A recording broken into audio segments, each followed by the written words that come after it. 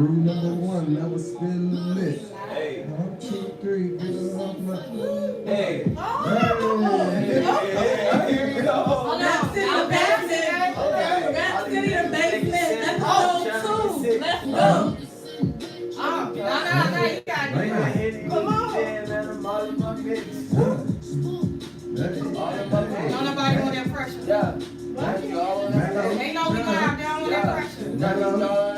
They be like, damn, what kind of trees? Yeah, this that old kind of trees. We got that fucking vibranium. We do this. I'm with the line of champion. I'm with my fucking nigga. Just ask Google, and you know you can just YouTube it. You know, we just about to go and get the straps. Tell them how we get this all day. Teams where you going all the way. Yeah, this is the county of dick. County.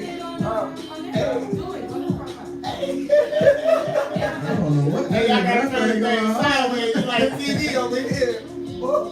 Hey, 60 going right now. Hey, you got the Faulkner Fitness over there in the cut. You know what I'm saying? He in the cut, but we in here. Gang in here. Y'all live with a quick cycle right quick. Okay. Oh, it's not even over. Exists. Oh yeah, there's a lot of beat going. First of all, let me get my apple juice in It's order. 7 o'clock. Whoa. It's 7 o'clock. That ain't even apple. That's pineapple. It's 7 o'clock. No, it's 7:05 when we tuning in. Cause we finna go live. Tuning in. Cause we about to go live. Hey. We about to go live. Hey. We about to go Go live. live. We about to go live. Hey. Y'all Roll it know up. Yeah. Hey, okay. I'm just looking. Not me. Just looking. Hey. Just like Nah, I got excited. Y'all turn that way. Hold on, let me see. Turn it this way. Where's my line? Turn it to the side. Don't Y'all started by turn it to the side. We about to turn it this way. About to turn it to the side. About to turn it this way. Turn it to the side. Hey. They make a song about anything. Anything. They make a song about anything. Anything. Can you make a song about anything? Anything. I can make a song about anything. Anything. I need to make a song about the change. Change. I can make a song about fucking game. Day. Google here. And you here. Here it is. Goddamn, I gotta need a tutor here. Tutor here. Hey. Hello, he's a good fella. Trying to pretty bitches, they be like, Hello. How many beats in my body tonight? Only question, how many beats in my body tonight? Hey. Only one question, how many beats in my body tonight? Hey. Only one question, how many beats in my body tonight? Hey. Y'all are too ready Beats in my body tonight? Hey. Hold on, beats in my body tonight? Hey. They bring it to the gym, he's sitting and I said party tonight. Oh. You can't stop this creativity. Hey. I'm trying to. You're on another level right now. You're on another dimension. So, yeah. See this, you gotta create. Nah. I'm up in the blue house. We up in the blue House. We up in the blue House. Oh, Oh. we up in the Blue house. We up in the Y'all blue heard it? house. We up in the Blue house. Bring the vibes out. We Uh. up in the blue house. Bring the vibes out. We up in the Blue. blue house. Bring the vibes out. We up in the blue house. We up in the blue house. We up in the blue house, Bring the vibes out. yeah. We up in the blues house, we bring the vibes out. The Yeah, I got that cold shoulder, but I bring that fire out. Let it out from me, cause you know we got that loud pack. You don't know nothing about that. We bout For the that. culture. Hey, let that shit just smack you in the face. Hey, you know we just gotta let it fade. Hey, you know like we freestyle. Hey, we up in the interview, but we gotta do this now. Like, man, I ain't getting paid, I'm getting laid. Hey. Sipping on this gin and lemonade. Hey. I got these haters so fucking afraid. Hey. They just fucking keep on getting slayed. Left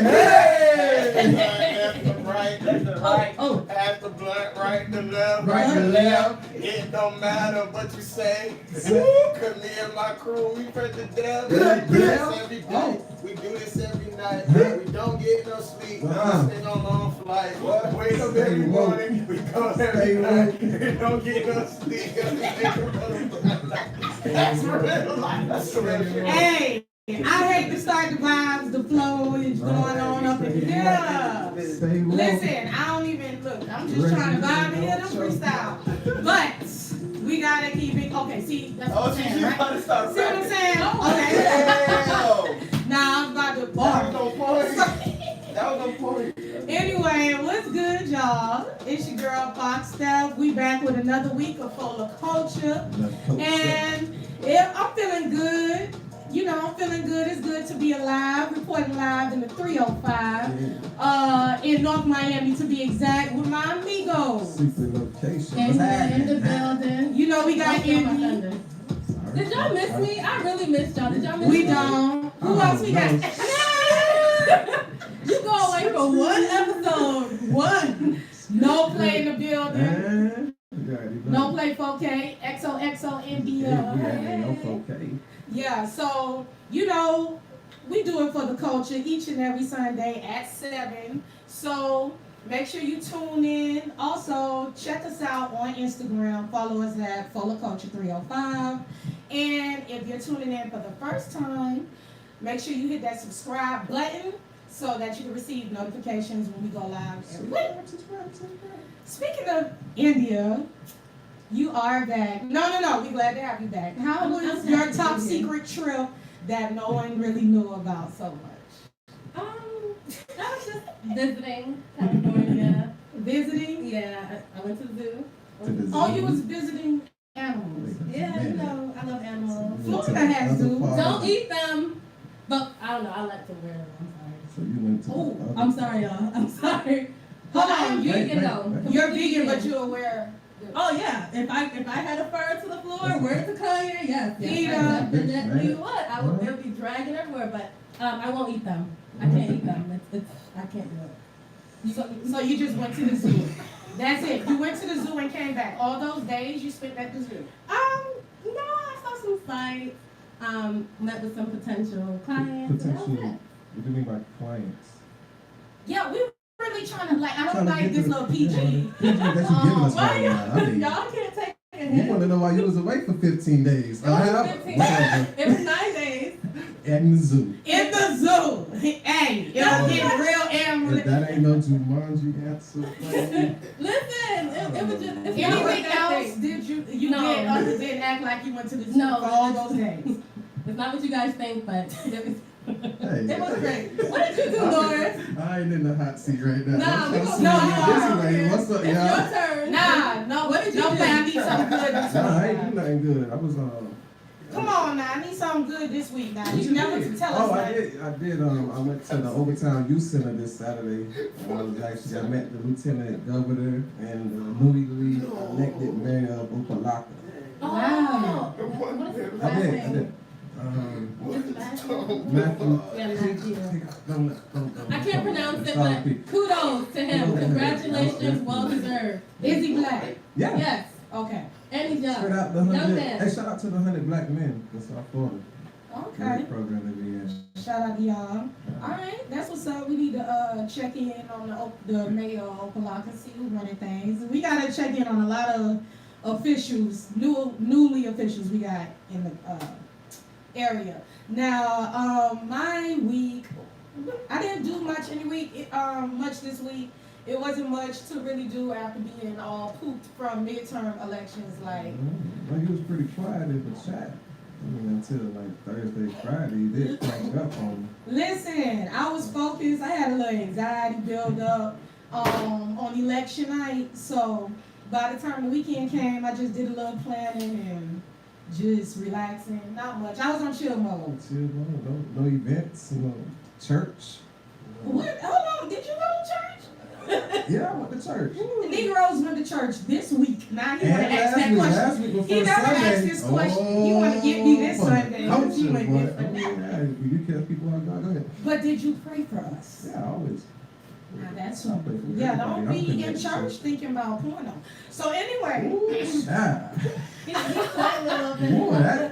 You know y'all. Like, he right child. here talking about he went to church, but was you there? Was you really? I was there. All right, you was there. You was there. Okay. Oh, I forget. Anyway, speaking of my stressful week with the Hey, election. but y'all never had them flashes in church? I'm sorry. You be in church, you be in there thinking about the wrong thing. Oh, we on camera, we live. I'm sorry, go ahead. What you be thinking about? The wrong thing. I ain't the wrong thing. You be in church, you just don't be looking at, you don't be thinking about what you probably just think about what you did last night. Is that what happened when you went today? No, Oh, that's not what happened. You know what I'm saying? Just asking for a friend. Somebody out there can relate. Last night must have been very eventful for no play. I- But he won't tell us.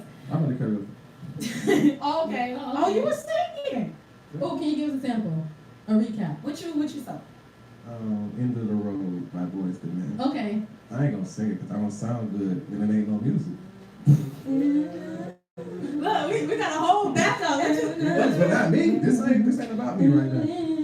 You got background. Come on. And I got you with the finger snap. Let me I know. only get to do the deep, man, the one who do the deep voice. I only get to do his Go ahead. part. Let's go. Just do his part. When you be begging, baby. Yeah, that's right. There you go.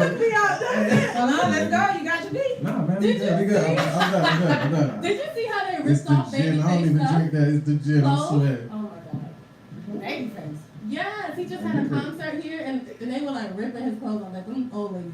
Okay, I'm sorry. That's somebody. Oh wow. Old school. I gotta go check the footage. No, them new cats don't even get love like that. Nah, they were. All right, so speaking of the stress I got in midterms, before I was rudely interrupted by no place, thoughts in church. So the elections didn't go as smooth as I don't know who thought it was gonna be smooth. Florida did It's Florida. Florida. We don't, yeah. Florida act a fool as usual, where there's always an issue with counting the votes. But before we get into that, Gillum had he conceded at first because it was said that DeSantis had won by a small percentage at that. Gillum 49.2, Ron DeSantis 49.6. About 40,000 votes. That close percentage. So something happened in Broward. I don't know what's the issue, but really, to be honest, if y'all really go back to that night, people were still in line at 7 and 8. So how were that? If every count votes, how are they going to count all those votes? However, and we still have some mail-ins. Every vote does count in the midterm elections. It does. You know what? See, what? Do y'all have something? Hold on, I think they're trying to say something. Say what? What y'all trying to? I think India's trying to say She was something. trying to correct you. No, come on. He was correcting you. No, I was telling It was every you not to vote correct. That was it. So every vote does count? Yeah, but you said Every count votes. And he was correct. Oh! And I was backing you up. My bad, dog. I was backing you up. Listen, I thought y'all was trying to say every vote don't count. And I'm like, Oh, no. Nah, like everyone should No, be we counting. weren't saying that. We was doing it for the brother man this time. oh, okay. Yeah, so my bad. So every vote counts. I don't know what they said. I said. Uh-huh. But anyway, back to what we was talking about. Yeah, so y'all threw me off. Because I'm still trying to get the joke. I You think giving y'all. us the percentages of what was going on. Okay. All right, so that happened. Were y'all surprised that it was that close? No, No. most definitely. Why not? I've never seen so many ads, so many people talk about the election since the first time Obama got elected. So it was different. It was a lot of pressure on schools were offering it, even just regular like subscriptions that I have. They were urging you to vote, like Victoria's Secret, and they had like red, white, and blue panties for sale too. It's a presidential thing. I'm just saying. But everyone was telling you to vote. I think for me, because I never changed my, y'all gonna be mad, but this is my first time voting. What? Ever. I knew it. You vote for Obama? But no, I did not vote for Obama. And let me tell you why. I have a good reason. I'm looking at you different. He won, though. He won. Look at the big picture. He won. Fox got to go smack Okay, on. let's move Okay, on. so listen, Let's move on. I have a Let's move on. legitimate reason why I didn't vote then. I really don't even care. But I have something Because why didn't you vote? relatable. I have But something anyway. relatable. Let me give her a Okay, chance. Go ahead, listen. tell No, us I how you have, made I it. have to say it because there's a lot of people that didn't vote and this is their first time. So yes, you're not Right. alone. I was in the Air Force at the time and I was moving around and I never changed my voter's registration. And I didn't care She enough put to the find military out. excuse. We can't say nothing. Listen, Okay. and it's Veterans Day, so y'all have to let me have this. But I definitely voted this time. I even took my son with me. I'm not gonna lie, some of the things on the ballot, if I didn't do my research, I would be like Christmas treeing because I was like, what does this mean? So I'm just gonna be honest. That's why we need to be Definitely, more informed. yeah, definitely need to be informed. Facts. But I do feel like it's a better experience this time because there's more resources available. I don't remember having all these resources then. I said don't remember. Yeah, just say you don't remember because you wasn't trying to I vote last time. wasn't You don't know. interested. I wasn't interested. Like, I'm just gonna be honest, I was not interested. But now that I'm Yeah, older and I have that's a okay. kid and stuff like Yeah. that, like I'm interested. But at 17 years old, 18 years old, like I'm not. Yeah, I'm not thinking even gonna about that. lie. I came out the womb like my ancestors. So anyway, I'm not going to play. Oh no. As soon as I was ready to vote, I like Barack. Okay. Definitely, man. Shout out Obama, man. But yeah, all right. So you're saying basically the turnout was bigger this year. Yes. Yes, the turnout was bigger, but what I was saying is I was shocked at how close DeSantis and Gillum was Right. because don't we complain every single day about Trump? So it's like, why are we trying to put people in office that support his policies? So when Florida did the Florida thing, and it's looking like Gillum actually has a fight. Because I'm not saying that they were going to vote for the black guy. Don't get it twisted. They'll vote for a pig sometimes before the black guy. But it's like, look, we got pigs. Like, y'all sick of the pigs. We got a chance to change this around. Let's get certain people in office so that Democrats can have control over the House and majority of the Senate. We still But do. the House, yeah.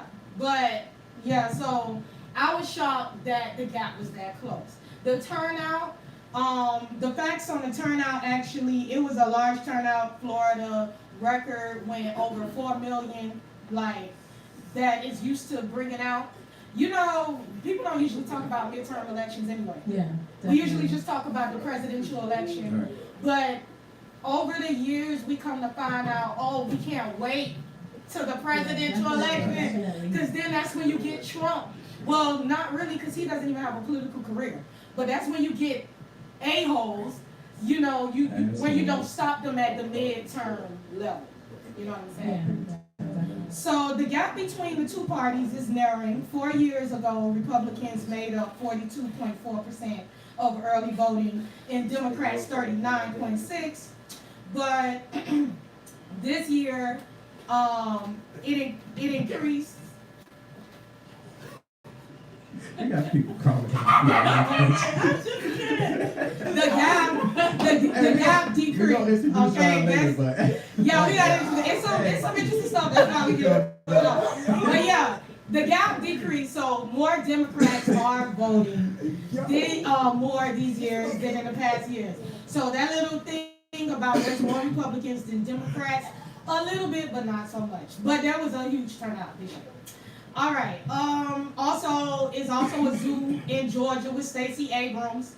So right now, we're getting ready to go into they're in the process of recounting.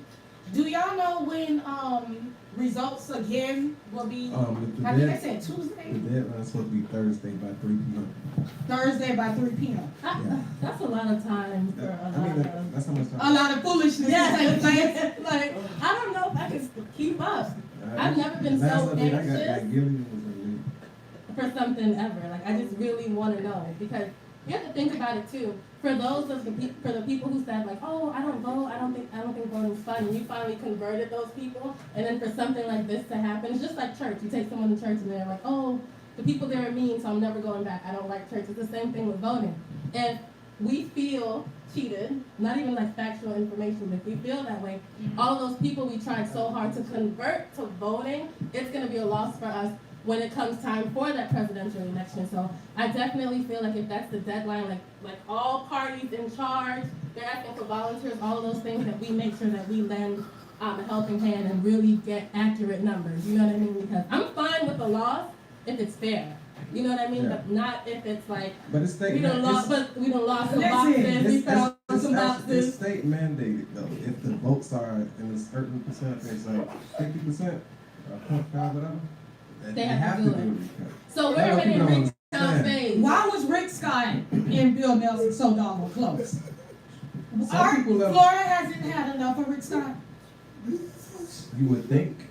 And then I think it's also the empty suit commercial with Bill Nelson. I think that murdered them, bro.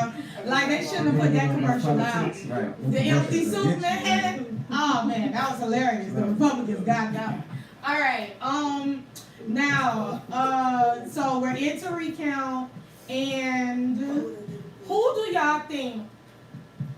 Let's just, we don't have the data, but when it was said that Gillum had lost, people went online and started blaming folks.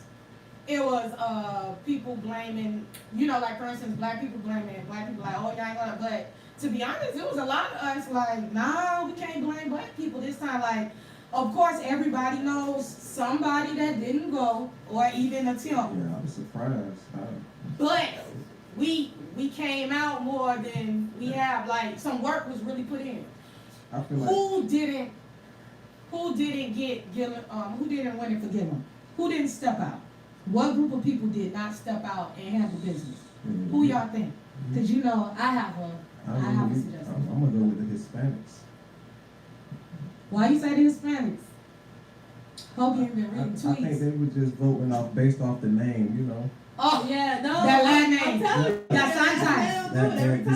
DeSantis name right there. Now, I'm not going to talk about all Hispanics because there were a lot of Hispanics and celebrity Hispanics that were going for Gillum, like Zoe Saldana and a couple of others. But the majority of them, most likely, they went for DeSantis.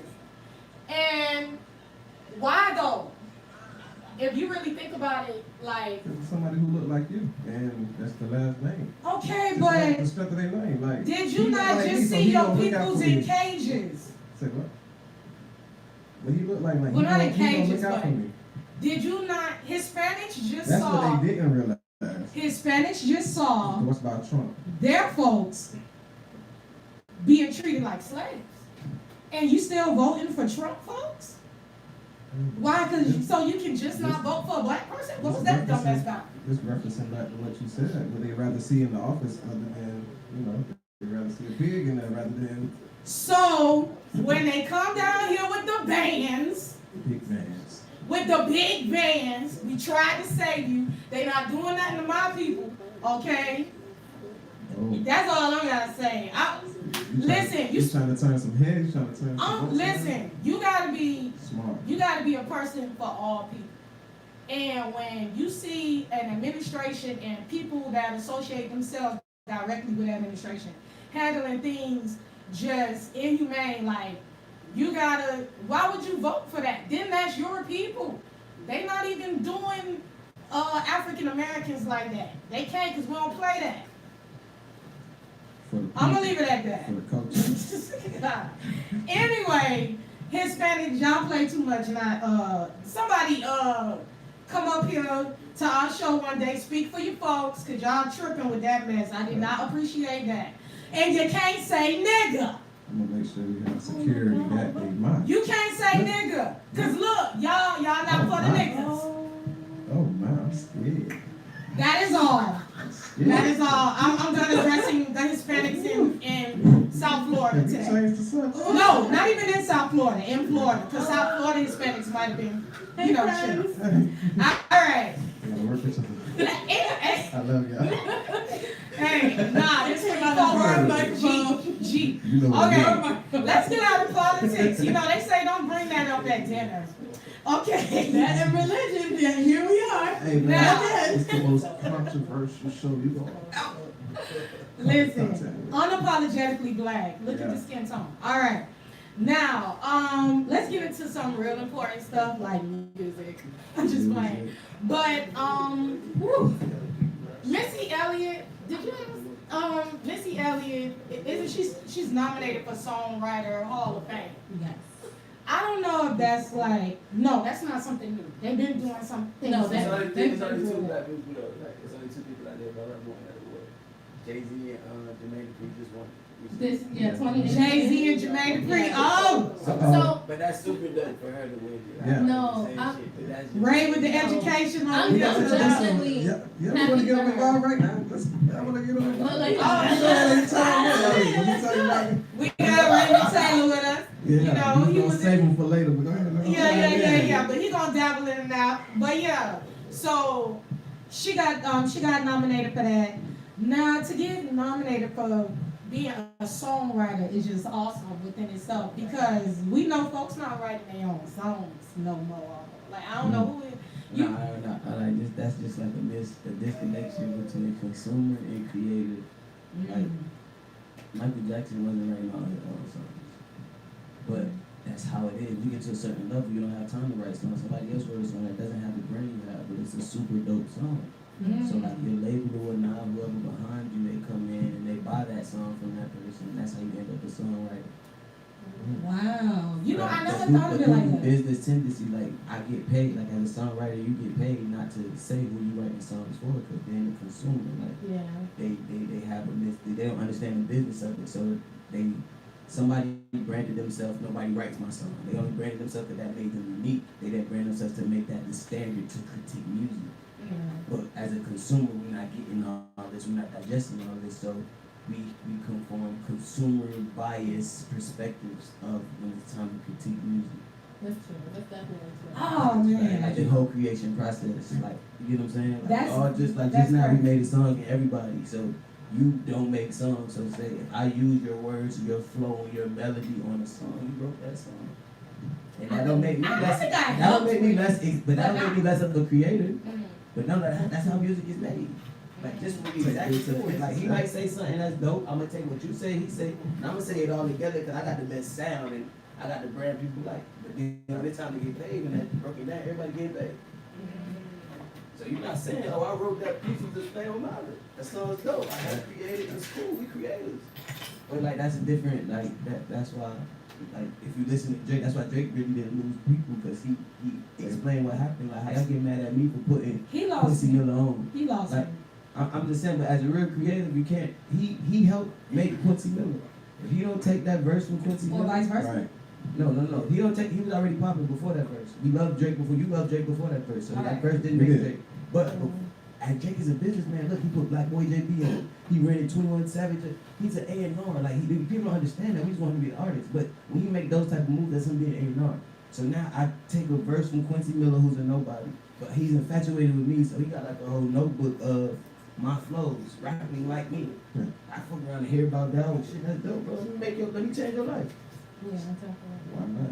I use The one of way he your put verses. it, That's a big cosign. Exactly. I never Always thought of it Drake. like that because I don't like people. Exactly, because we, like I said, we have a consumer. So your favorite artist said he write his own music. Jay-Z does right. Your favorite artist? No, he does write his own verses. I heard other. No. I'm just saying. And that's what happens. As long as you're transparent with your audience, I feel like you win.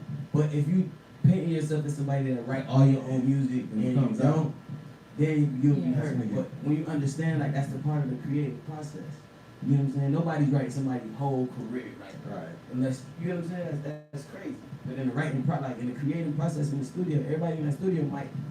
It just happened. Y'all was in the studio right now. Put a beat on, and everybody put their 10 in. And some people just always working, so they always in somebody's studio, always getting some type of writing credits. They always in the studio. They always around work, so they always getting some twosome in. They always getting their twosome in. So that person eventually gonna be spread everywhere. You don't think, I don't know, a person that write their own songs and a person, like for instance, no offense for Cardi B, but it's hard for me to be like, oh, she's so ill because I know she's not writing this. This song is so ill. But when y'all compare her to Nicki, who hasn't always written her things, but she does write, man. She's a writer, she's a rapper. So And that has when they nothing to do compare to with the Nicki, I artist. don't be like, First of all, I don't like does. comparing. I don't like and I don't use the word better because everybody different. Like your fingerprint can't be better than mine.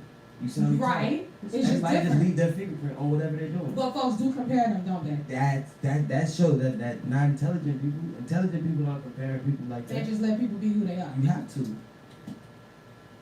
It's like You around here sounding like rap Gandhi and it's like, just think about it. Like everybody like and then that's why women like for example, women blame like the glass mirror on why a lot of more women aren't successful as entertainers. But at the end of the day, it takes a woman way longer to be ready. Like it's on time. Like it takes and women can't interact with other women for long. Like once that girl do something, she don't want to be on tour no more. She cancel the whole tour. Niggas ain't like that. Like, bro, get my money, I don't gotta speak to that nigga. no, dudes can't be like that. For example, bro, Nicki and Cardi would never do a song together. That's Nicki and Cardi. But Cardi. it's dudes that do a Y'all think song. they can squash the beef? No, like, bro, look what Drake and you see what I'm saying? That's what I'm saying. It took a long- Drake and Meek. Yeah. Me I not won't feeling happen that to part. they won't happen. What you mean? You can't speak for them. Drake was You extra can't speak. more You than can't me. speak. That's You all can't I got speak. to say. That's your Meek, perspective. like, You're entitled to it. When we Yeah. talking facts. When I wasn't speaking on facts. I wasn't speaking on like emotions and my perspectives. I'm just talking facts about what's going on. So you don't think Drake and Meek, even though they squashed the beef, Drake brought Meek out on stage at his concert. You don't think that they'll end He up wanted later on extra down the line doing? I told you Drake is a good person at the end of the day. That's just Meek not understanding the bit. He was new to the game. Like it's a reason why certain people last longer and a lot of people get their feelings hurt because they have false expectations. Something to think about. well, hip hop is competitive. So naturally we compare. But sometimes it can get very annoying. We don't have to compare things all the time. And original hip hop listeners love lyricism. So excuse my passion for people who write their own shit. No, I'm not knocking people that write their own shit. I'm just saying like there's a lane for everybody. It's like 7 billion people in this world. And all it takes is 1 million to go platinum. So, Yeah. You know what I mean? Out of 7 billion, like 6 billion don't give a fuck about lyrics. So I'm just supposed to dumb down my creativity ability to just the 1 billion that do care about lyrics? No. No. That's what the Because game it is a is. certain, it's And a that's certain what I'm saying. audience that care about lyrics. Like It is. I respect that. I can Like, study that thing. When I create music, I tend to those people too. I'm one of those people. Jay-Z, one of my favorite artists. Wayne, one of my favorite artists. Lyrics, bars, Right. But you just feel like content, all that but went in the into business, rights and all that in the stuff. business of music, it doesn't Right. matter. It's because you can And then say as you a can make consumer, something you about like a nothing. good song. You Right. like the vibe. You The like sound. it. You like it. You don't care like at the end of who wrote it all. No, you like a fucking great song. If it took 4 producers, 2 artists, it don't matter. As long as that shit fire, you like it as a consumer. So let's respect what it takes for that to be done. Everybody can't do that. You think about people with catalogs of 100 songs and all 100 songs are hits. You think niggas just could do that? Oh no. Exactly. Like it takes Oh, no. it take a lot of Take a brains. village. Take a village. So you gotta respect that, bro. You have to. How did you feel? Did you ever listen to Mac Miller Yeah, I definitely listen to my brother. when he was like A long time when I was in his college. When I was in prime? college. Before his Yeah. prime. Like before his prime. Oh, so you one of those you saw his come up though? Yeah. Dude, like because of Wiz Peace. Khalifa. Like I was into like recently. Oh. And I traveled to play basketball, so when I was that age, so I was a lot of camps and listening to different coaches. You really listen to who they from. Wiz Khalifa, Mac Miller definitely stuck out to me. How Just did 'cause Mac Miller stuck out because he like almost was black until you like saw it. Like he was before, like I'm saying, before he did. So I don't even see him, you just hear the music. You know, oh wow, bro. It's like Eminem, and he kind of looked like Eminem, so you can buy into you it. know what? All white people do not look alike. He No, does no, I not don't- look like. He does not look like Eminem. All right, back in the day, when before he was famous, I said, I'm not talking about now. Everybody evolved, but it's cool.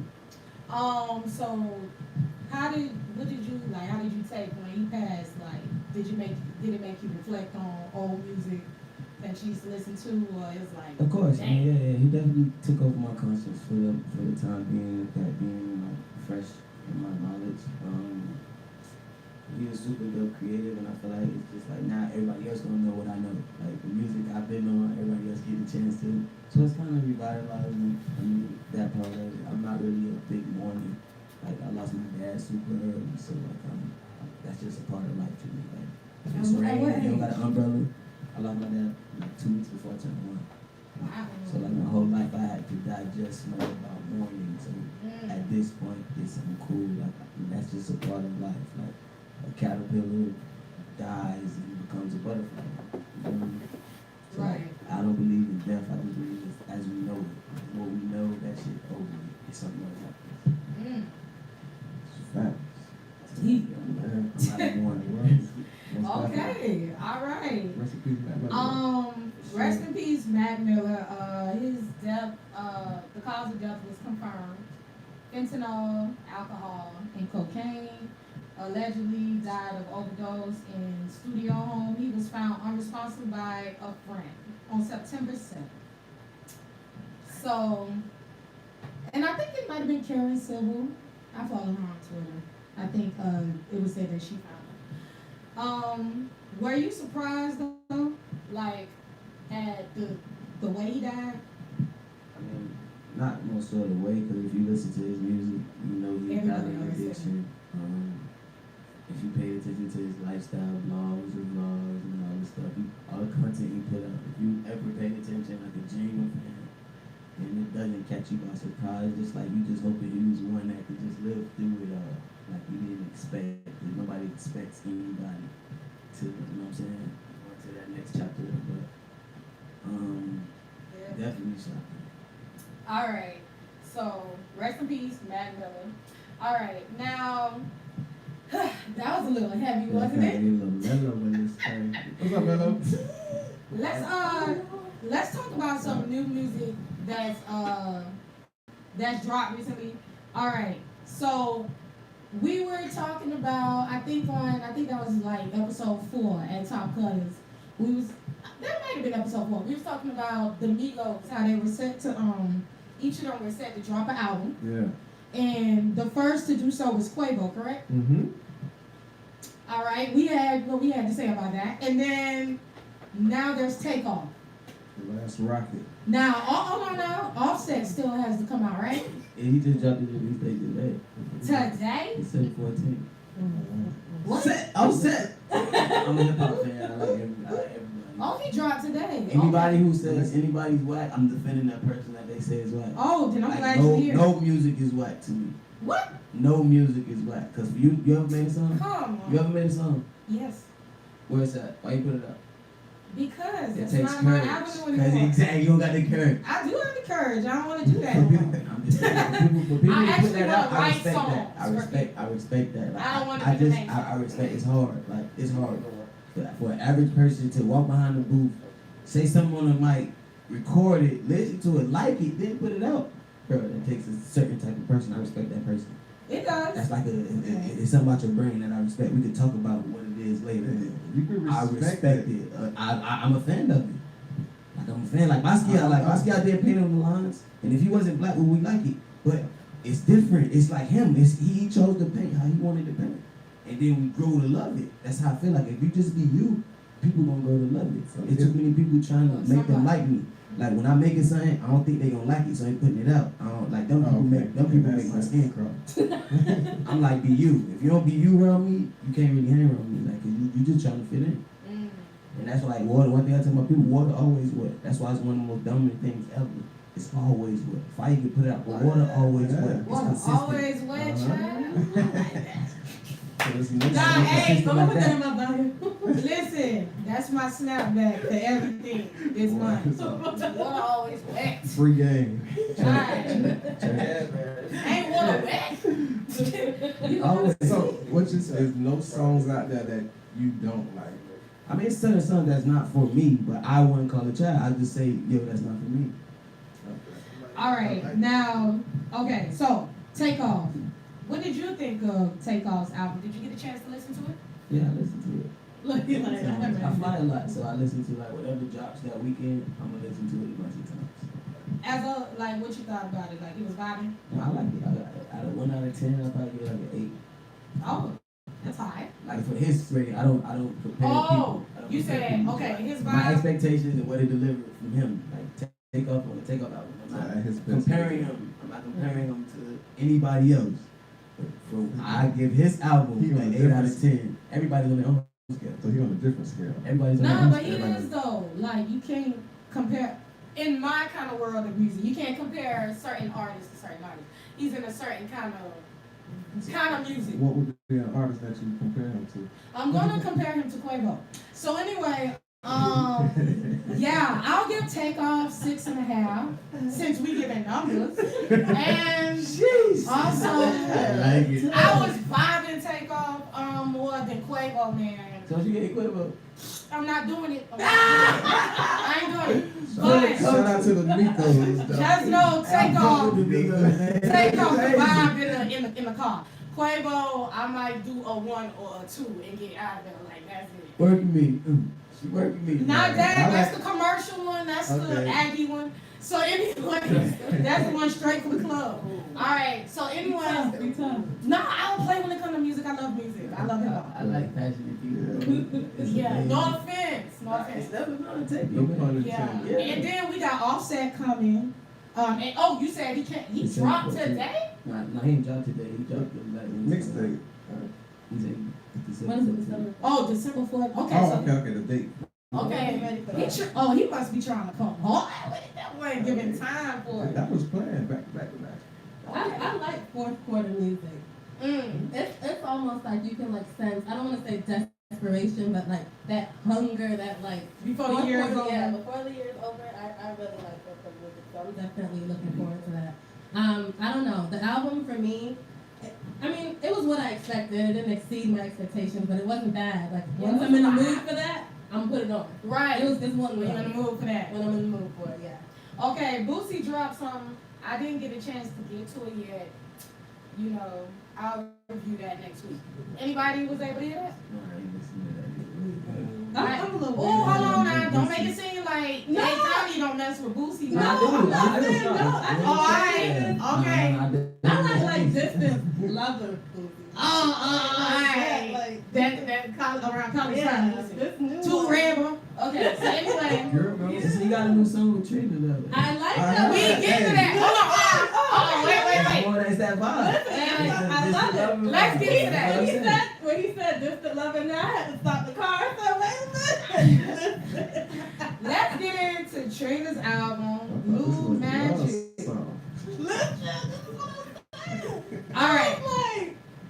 I don't want to tell y'all everything I think at first, because I got a lot to say about it. You know, at the end of the day. Oh, you want someone else to go first?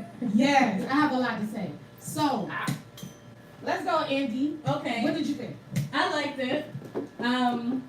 So she made a reference to like wedding rings, like twice in there. Really? Oh. So I'm kind of like expecting, like I'm searching the blog, expecting some news, hopefully soon something, because she made a mention to it. But I really like it. I like the song with Boosie. That's a good song. And it, just like out the gate, you know how sometimes you listen to an album and they have all this intro. No, it was like first song hit, and I was like, yeah, from the first song. So I really like that, like the placement of the songs on there. Also look for that too, because I hate when I'm like listening to one thing and then it's weird. No, it was like transition. It vibes, it flows into each song. It definitely was from mood to mood.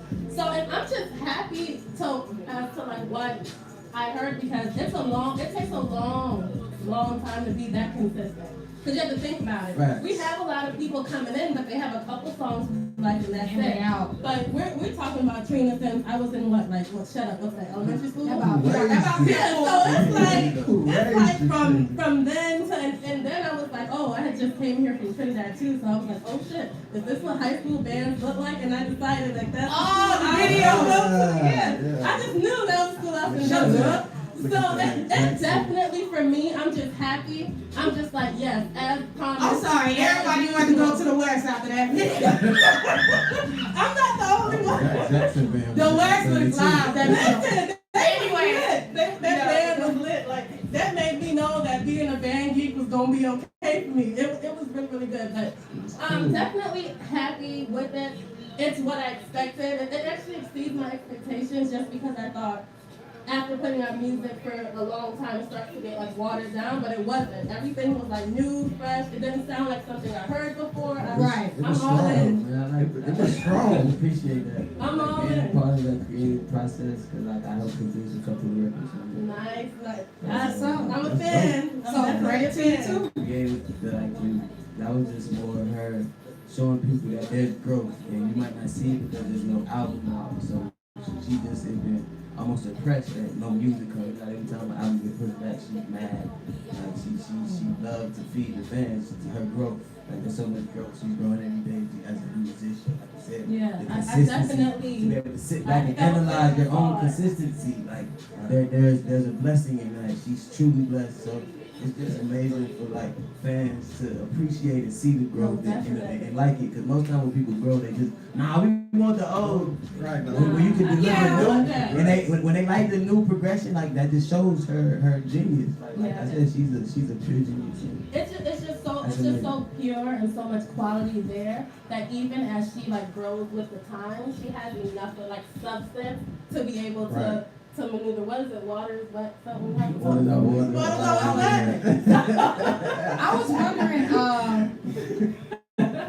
wondering why a mixtape instead of an album, but I actually like the move. It's an EP. It's an EP. Like, Okay, because like she just testing the waters right now. No. Like I said, it was just she wanted to feed the fans. Like the album may come out and then she's adding to her album because the album means so much to her.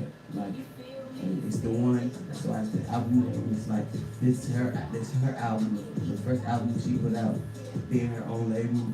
So it's a lot going into this. So she's trying to. She got to get the other boss trainer. Exactly. No. So we waiting for you. Don't worry.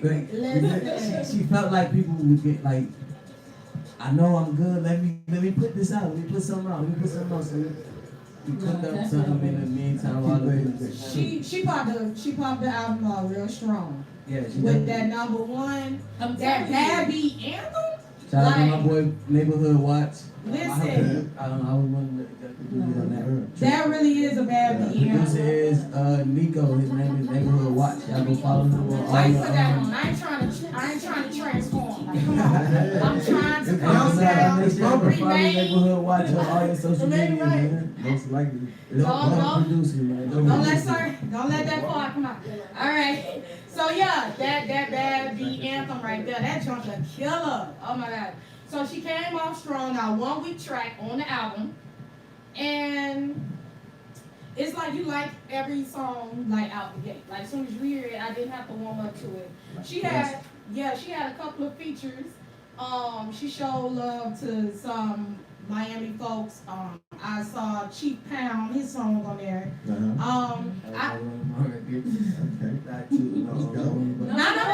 all that. We love your How many songs you got on there? There's 3. That one and Redemption. Okay, yeah. Wow. So, Producer credits up in here. Yeah, a little Creativity. Helping the juices flow. Yeah, I haven't heard him him. around. I'm not just that type of person. So if like I hang around you for like a week, I'm gonna feed you all type of stuff to make this better. Yes. Like that's the energy I bring. Like that's what I need that kind of people. So especially when you fall in love with somebody, like that occupies a lot of your mind. So whatever you can do to help you do it. For sure. Yeah. And then her being that was deep right there. Y'all take some notes. Water's always wet. Water always wet, right? Can we name the episode that? I'm gonna change the name to Water Always Wet. Alright. Wait, we gotta get that copyrighted first. I see it, man. You just gotta get the strap. Whenever you say something deep. Hey, whenever you say something deep. Ball Greasy went in on that redemption. For the fellas.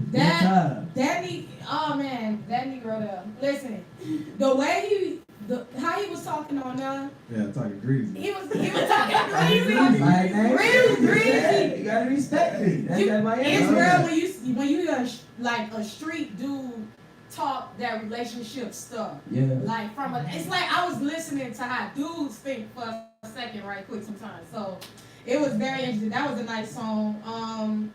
What else? So yeah, I became a fan that day. Like I like Ball Greasy, but I officially became a fan. Like I want to listen to more from him. From that redemption. So y'all check that song out on the album. She also has a song with Boosie. Like we said, we mentioned that. That one there, that's a vibe. A dog might slow dance to that one. Hey, that's the one. You know you talking about ooh. You know when Boosie be doing a little melodic little ooh. Boosie said long distance was over. You got some long distance. The baddest and Boosie bad. You know what I'm saying? That's a nice track. They need a video for that ASAP if they're on that one already. You know, I gotta get the cable back on. I don't know if the video came out. Shit rough. Nah, it ain't even rough. I just ain't pay that. Hey, you know when you more of a Wi-Fi person, you don't even care that the cable went on. You been fire sticking it. I just ain't pay that. So they gotta keep that honey. I'm gonna do it. I don't even like Verizon service anyway. I do miss Blackish, but I'm just saying. All right. And then no female rap beef over here with Trina. She had Cash Doll on it. She knows something. She hip to what's going on now. Cause I mess with Cash Doll. We stay out the way. We gotta stay out the way. You know, Cash Doll and the Brat. The Brat, that was surprising to hear the Brat. Yeah, that was unexpected. I was like, oh shoot, the Brat. They actually delivered the song, but the song thought I fell off. So a lot of people thought she fell off. Oh yeah, I think it's called What the Hell You Thought or something like that. Yeah, so the concept was like, who can? Yeah, that's what I'm saying. As soon as I heard She's a genius, bro. She's a genius for that. Like, She's a right genius. Exactly. She did it. I was hoping that might mean like she about to try to come back and be in the booth more. I don't know, but I really like to listen to artists that I grew up on. Like I want to know where their head is now. What can you rap about now and still sound hard? Because I don't want to listen to young niggas. They're younger than me. I don't care what they think. I thought like that before. I don't think like you no more. I want to hear how you vibe when you got the bag and you in the upper 30s or up. Like that's what I look forward to. I don't care what nobody think. Like that's how should I be aging? Like how should I be vibing? Like that's what I want to listen to. All right. So all right, real quick before we move on from Blue Magic, because obviously it's an awesome project, just 7 songs, but it's packed with power. Remember when we was at the Cool? And we spoke on Trina right quick, and I was like, I want to hear a mature Trina. You're like, what? You want to hear what? I want to just keep Trina how she is, you know how she want to be. I think she delivered what I wanted because I think this was masterclass of City Girls. Okay, so yes, I can agree with that. Because when people say, "Oh, we want a mature Trina," I always think like what y'all watered down. Like, that's not. No. She in the school pickup line with the kids. Nah, she grown, honey. She but was saying something ways. I wanna say it. I like it. We aging together. But this project, that's why I said exceeded expectations because she was more mature, and I made reference to the rings and all that stuff. But it was just like, okay, like adulting is the shit. Okay, like. He at home, he ain't doing shit, he trying to get a job, like, this what we doing? Okay, she done upgraded her like, moves. definitely, yeah. Where to get the bag from? You know what I'm saying? Yes. You gotta do more. It was just something that kind of made me say, like, okay, like, you can grow, but still remain, like, in your roots. And that's what she did with this for me. Like, she's different, but in a good way. It's like, I don't even want to say, she like, mentioned equity. But it was just more so, like, relatable to me where I am right now, versus if she would have given me, and I don't know, because even the older stuff would just be like classic to me. It would just be like, okay, but I'm really, really impressed at the delivery. She was able to keep the old with wait the new. till y'all hear the album, bro. I'm gonna be under your feet like the what? She just did that. Stay true to the Miami sound. She just did a bunch of things. Fast, cause like she grew like boom, like hey, there y'all go. And y'all just, I can't wait till y'all hear that. Listen, yes, man. I want to hear Come that. on, I'm definitely come with reviewing that. I need to put these words. And y'all be looking out for the Blue Magic merch. That's coming out real soon. Nice. Okay. Nah, I like merch. I like merch. All right, now before we move on from Blue Magic, DJs, y'all need to shut down whatever music y'all playing. and play. Don't shut it down. Just add it to the rotation. Nah, man. All this outside music, Let's go, me. people don't know Especially about from the the tracks crib, on man. Blue Magic, man. Yeah, sure. Especially that Bad Beat Anthem. That's supposed to be on the radio right now. It's a bunch of stuff on that. Y'all need to get it together. So get your priorities in order, DJ. All right, we gonna ask DJ Lucky see what's going on when we holler at him next week. Yeah, All right, now City Girls. City Girls, they're back with another one. What is that? November 16th. Girl, Go. What y'all think about that? What y'all expect? Did y'all listen to the first one? I listened to it. man, I listened to it. I played it forward, backward, upside down. I used the stuff as freaking captions for my pictures. Like, Definitely the only captions. thing I didn't do was put it on a shirt. That's all I'm saying. Definitely snapbacks for folks who got out of line. Folks don't know. Y'all can't No handle play. Miami women, boy. Just You had a little, you had girls talking to you with the City Girls attitude. They ran some verses by you and what. I done heard that before. I done heard that before being from Miami, so I know it kind of, it's a different breed down here. What? Hold on, what that mean? It's a different breed. What that mean? What that mean? Trina influenced the culture so much now. Listen. Like the average girl right now is 99, 2000, 2001, 2004 Trina verse. Right. Trina Like she found her favorite one. Okay. She found her favorite one, and that's her Bible. Trina time. That's all you got Born down there. and raised. It's crazy. Alright, so are y'all looking forward to the girl code one? I am, and let me give my prediction, and then we can revisit this when it drops, right? My predictions. I don't know what's happening. So my prediction is that this will be a blueprint, kind of like a continuation of Period, but a little more.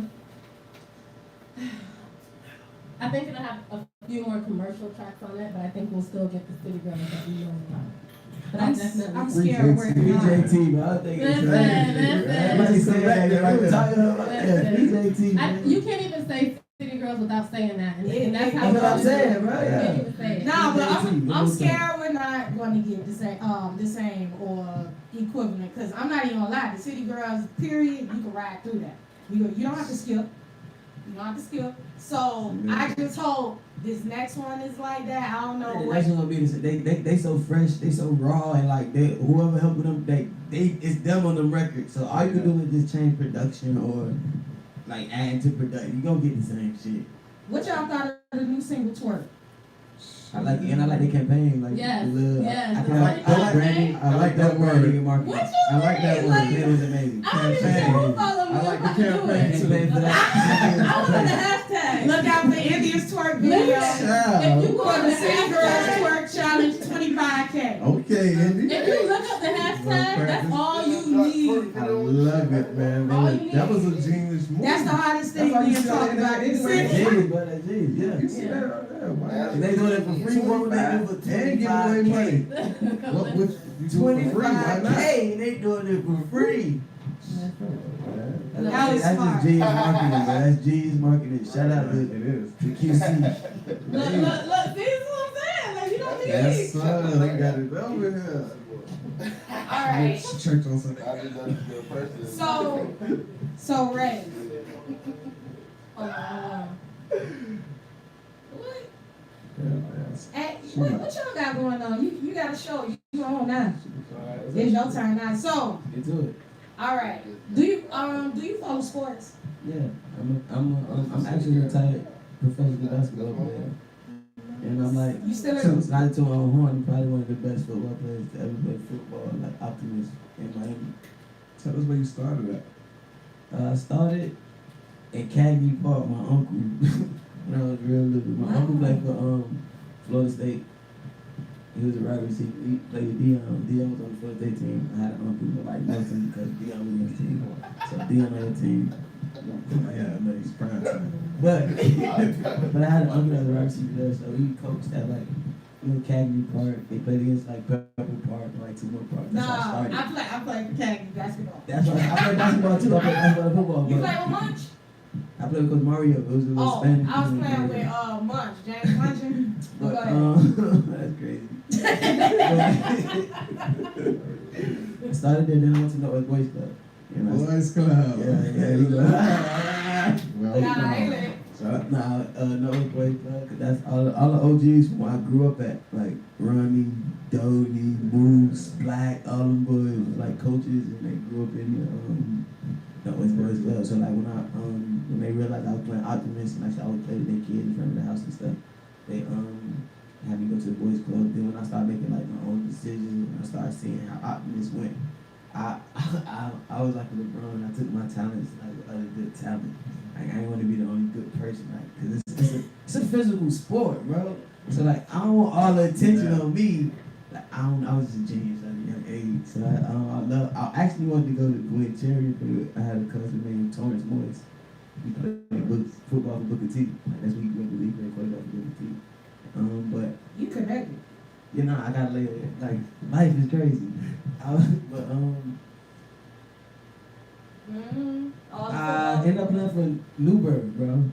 Like one of the sorriest teams in That's Miami. football. This is my football story first. I'm telling my football story because it's short.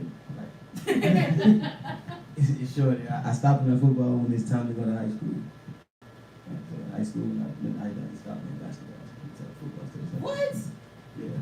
Because I'm telling you, it's fun. It's fun. Just listen. So I went to play for Newburgh because this the joking team. It's a laughing stock of Miami, and I messed around and won a national championship. So that kind of gave me like a super buzz. so you brought them from And then after that I went to go play for Liberty City for a year, and then that year playing for Liberty City, actually Luke like started he started the Liberty City program. Like he's one of the founders of starting the whole program at Liberty City Optimist. Wasn't it like a Coach Sam or something like that? Him and Coach Sam. Like Coach Sam was actually the runner, but Luke started because he was the founder. He had the money behind it. He brought the people. He put the place together. Oh, okay. Coach Sam was just the nigga every day running it every day. He was okay. You get what I'm saying? So Luke actually never coached a team, but the year that I'm playing for Liberty City, he's not the coach, but he ended up intern coaching in Miami Lakes at Miami Lakes Optimist. Mm-hmm. So then he was like, bro, I'm a coach. I want to coach next year. So he ended up hitting my mom up and like working out all type of shit. So like, bro, at 13, I'm living with Luke, bro. It's fucking crazy. Wow. Living up with Luke at 13 years old, playing football. You that gangster? The first football team he ever coached, he built around me. Like I got that. Like when I put out my content, that's why I'm not putting it out yet. Been doing this stuff first, but when I put out my content, I actually got footage of Luke saying I'm better than Devontae Freeman. Like at running back, like I taught Devontae Freeman like that oomph he got now. Like, I didn't teach him, but he saw me doing it, and he a dog now. Like wow. How my life worked. My last actual football play that I can remember is like me fumbling on purpose and telling him to pick it up, cause it was like 4th down in the Super Bowl, and I got tackled before. Like if I get tackled, game over. And the first down was like where you at? And I phoned that bitch on purpose and said, Devontae! He looked down, jumped over, and I scored the next play. Wow. So, Wow. We got a little history. Yeah. it's the fumble on purpose. Hey, for real. I didn't even know you was that good at football. I'm sure. I want to go back to that living with Luke at 13. Hey! Yeah, I was actually super. I mean, he was super. Like, don't get it twisted. He would keep all that other stuff away from us. So you hated it, but like me being curious, like I found shit because he kept it away. Like we keep turning away, niggas go to pranks. I would find like all type of Uncle Luke freak shows in the garage. Yo, shit never came out. I got shit I can't even talk about. I see like, yo, this shit crazy. That's crazy. Like I don't know. Who can say that? But he would teach you responsibility on like how to get like whatever you say, you got to be about what you say. Like, long as you about what you say, you'll get far as hell in life. But like, it comes out when you bite more, you chew. So you start saying like what's on your mind and your plans, and you don't really know how to get it done yet. Right. So people end up hating you because nobody can see your intentions. So you should never speak on intentions. Like that's something I learned from Luke. Like being around him, and he never told me this, but just being around him and seeing why he's so successful.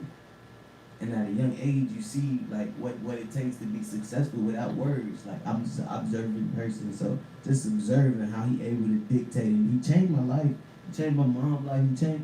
If you want to change your life, you can change your life. Like I want my life to be like that. So like at a young age, I paid attention to how he was moving, and that's one of the things I picked up on living outside of what you may think I was picking up on. This actually the shit that you pick up on. Be a man of your word. Like yeah, you gonna pick up on the other stuff because that's just curiosity. And, Right. Like I say, when they tell you don't, so society tell you don't, and he made a living, and he is like it's so much homage. Like I tell him all the time. That's why I always fight for what I believe in, and I like in a misunderstood person because there was once in time where his music was banned because of his content, and he was so genius. He ended up designing the parental advisory. Like that's his. He gets paid like imagine how many times you saw that. Like that's how genius he is. That's his design. He created that.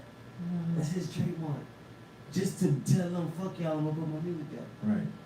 So it's like, if you never give up, that's why water's always wet. You know what I'm saying? You heard. He was always who he was. He didn't let them change him. Yeah, he fought. Yeah, he got has arrested. mad genius. I'm saying he was so genius. They got arrested For fighting behind that. Yep, all that. I'm saying his music was banned in America. Yeah, It was banned. They couldn't play his music. He took them to Supreme Court. He lost, and he went back to Supreme Court. He lost in regular court and won in Supreme Court when he presented. It's like right now you get a traffic ticket or something and you don't got your license, but by the time your court date, if you can show your license, they don't go to county. So by the time he went to Supreme Court, him and his team had came up with the parental advisory.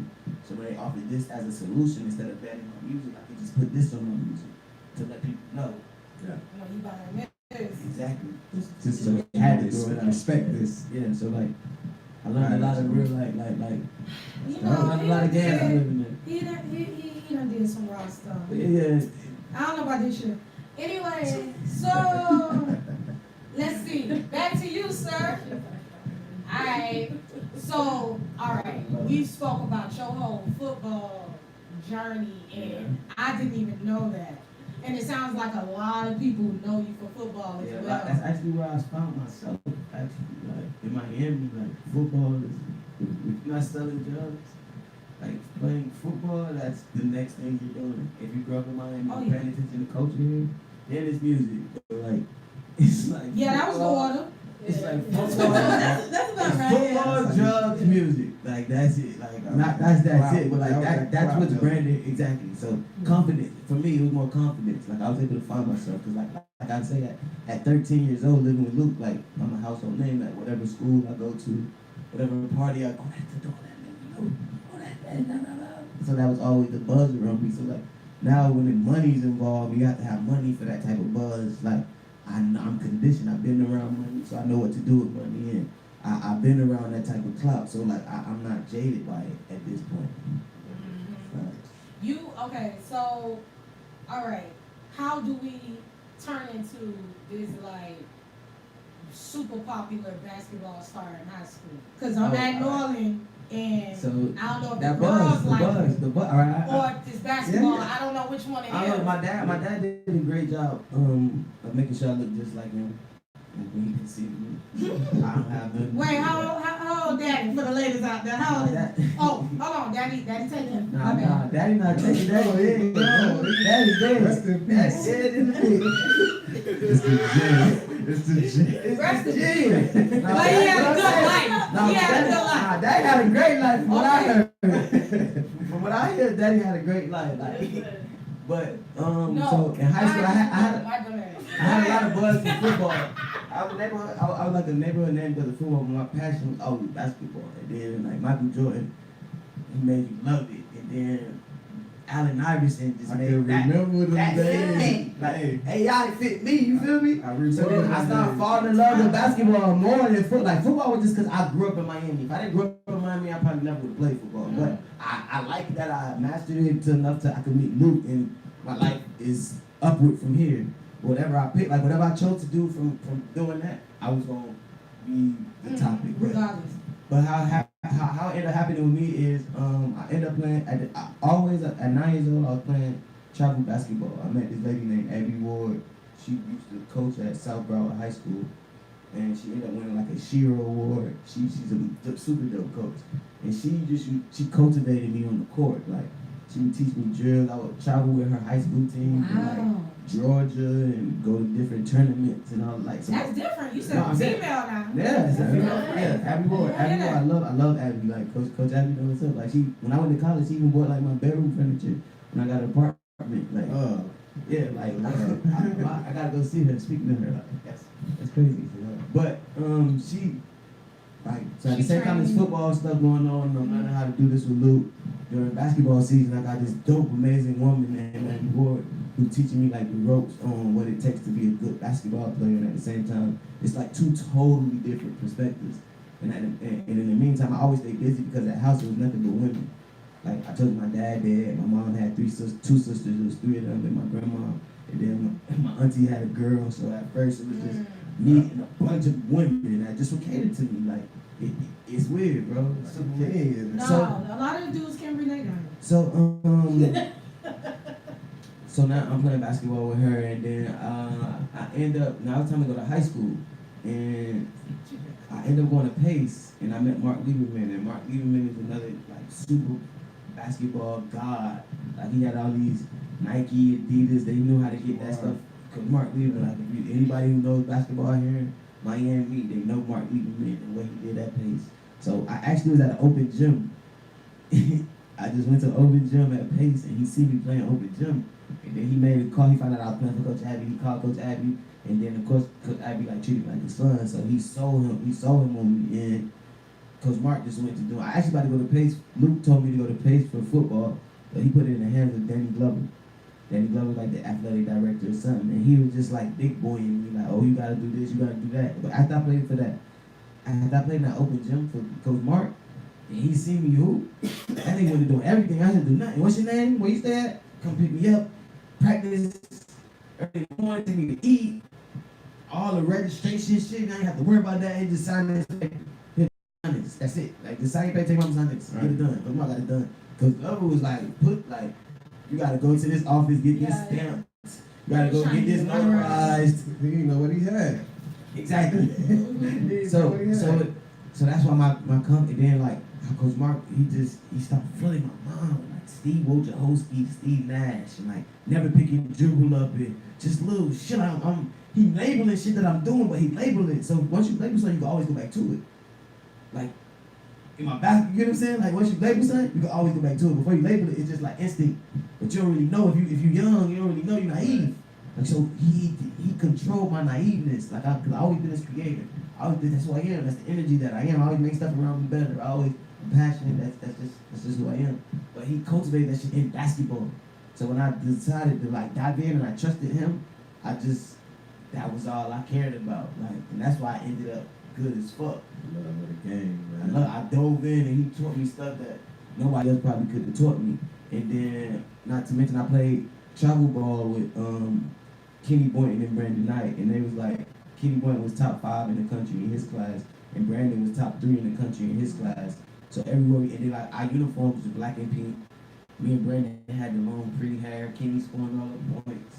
Like it's a lot of niggas sisters that was my girlfriend. Every city I had a different girlfriend. like I live a rock star life. What it take most people to live in the NBA, I had experience by before I got to college. Like off travel basketball and living with Luke. You gotta be good though. No, I was great. No, I'm telling you, you have to be good. That's what I'm trying to say. Like it ain't just people don't just do that. You always and that told me something. Like you always have to be an asset. As long as you're an asset, you're cool. Like don't be the favorite. You never want to be the favorite. You want to be the asset. You bring something to the table. Like you want to be celebrated, not tolerated. I learned that from him right here. We got a lot of water is always wet. a lot of business conversations, and he always say like when you passionate, you want to be celebrated. Like when I enter a room, bro, what's up? I don't know. Oh shit, they gonna nigga Raymond. Act like you ain't got nothing. He begging. Like no, I ain't. That's never been my energy. Not only just when it comes to money, but that's not my energy. When I'm around, I want you to be able to take from me. Or we take from each other mutually. I'm not just gonna take, like that's just been me. I was really good and fortunate enough to in playing with these dudes. And then when I was in high school, Mark Lieberman is a great coach. So he recruited tremendous talent like Ray Shipman. So me and Ray Shipman on the same team. So we running down here in Miami, like, and then on the national level, I got Kenny and Brandon. So I'm always around Buzz. And it's like, that's why nobody knows my uncle, because I wasn't prime time. You feel me? I was just the passionate nigga that people like to see. Like once they come watch me play, all right, I like him. Yeah. They ain't know nothing about me before the game. After the game, they never gonna forget me. That's who I was with basketball, and that's how I ended up doing that. But then being so passionate and not listening, like basketball and like all these systems, you gotta listen to make it. But like, and me being so passionate, I ended after you meeting great coaches like Abby Ward and Mark Lieberman, it's not too many coaches that can tell you what to do. Like you outworking coaches now at that age, so you end up being uncoachable. Cause these coaches selling your future to other coaches and stuff like. But how am I supposed to be coachable if you get off work and basketball over for you? When I get out of practice, basketball not over for me. So really, what can you teach me? Yeah. Wow. But it's sad, but that's what we dictate, and that's what we like. That's the future that we pick when we young and when we stay to. Like people like me, I stay dedicated to it all the way up until it's time to make money. And just like, so my first dude was in China. I got paid to go to China. That shit been. This out of high school? No, it's out of college. I went to college. I went to FAU. I'm sorry. I went to. Can we talk about FAU? Yeah, my bad. So I went to FAU out of. You got straight to the money. After Pace, actually, I won state championship at Pace. So that's not, yeah. As a sophomore, my 9th grade year, I didn't start. My sophomore year, I started. Made like all state, a bunch of accolades. I just don't remember them because I'm always in the government. You got a lot of accolades. Yeah, so many. I'm not trying to be cocky, but it's just so many. Like I don't get caught up in them. It's like my mom and like people, my family can tell you that way better than I can. Cause like that stuff they look for. I'm like, what's next? But so sophomore year we won states, and after we won states, that same year my sister fell to FCAT, and like my mother was working at What grade she was in at age? like the second, not even like the second. She in that third? Like the first or second grade. Like back in the day.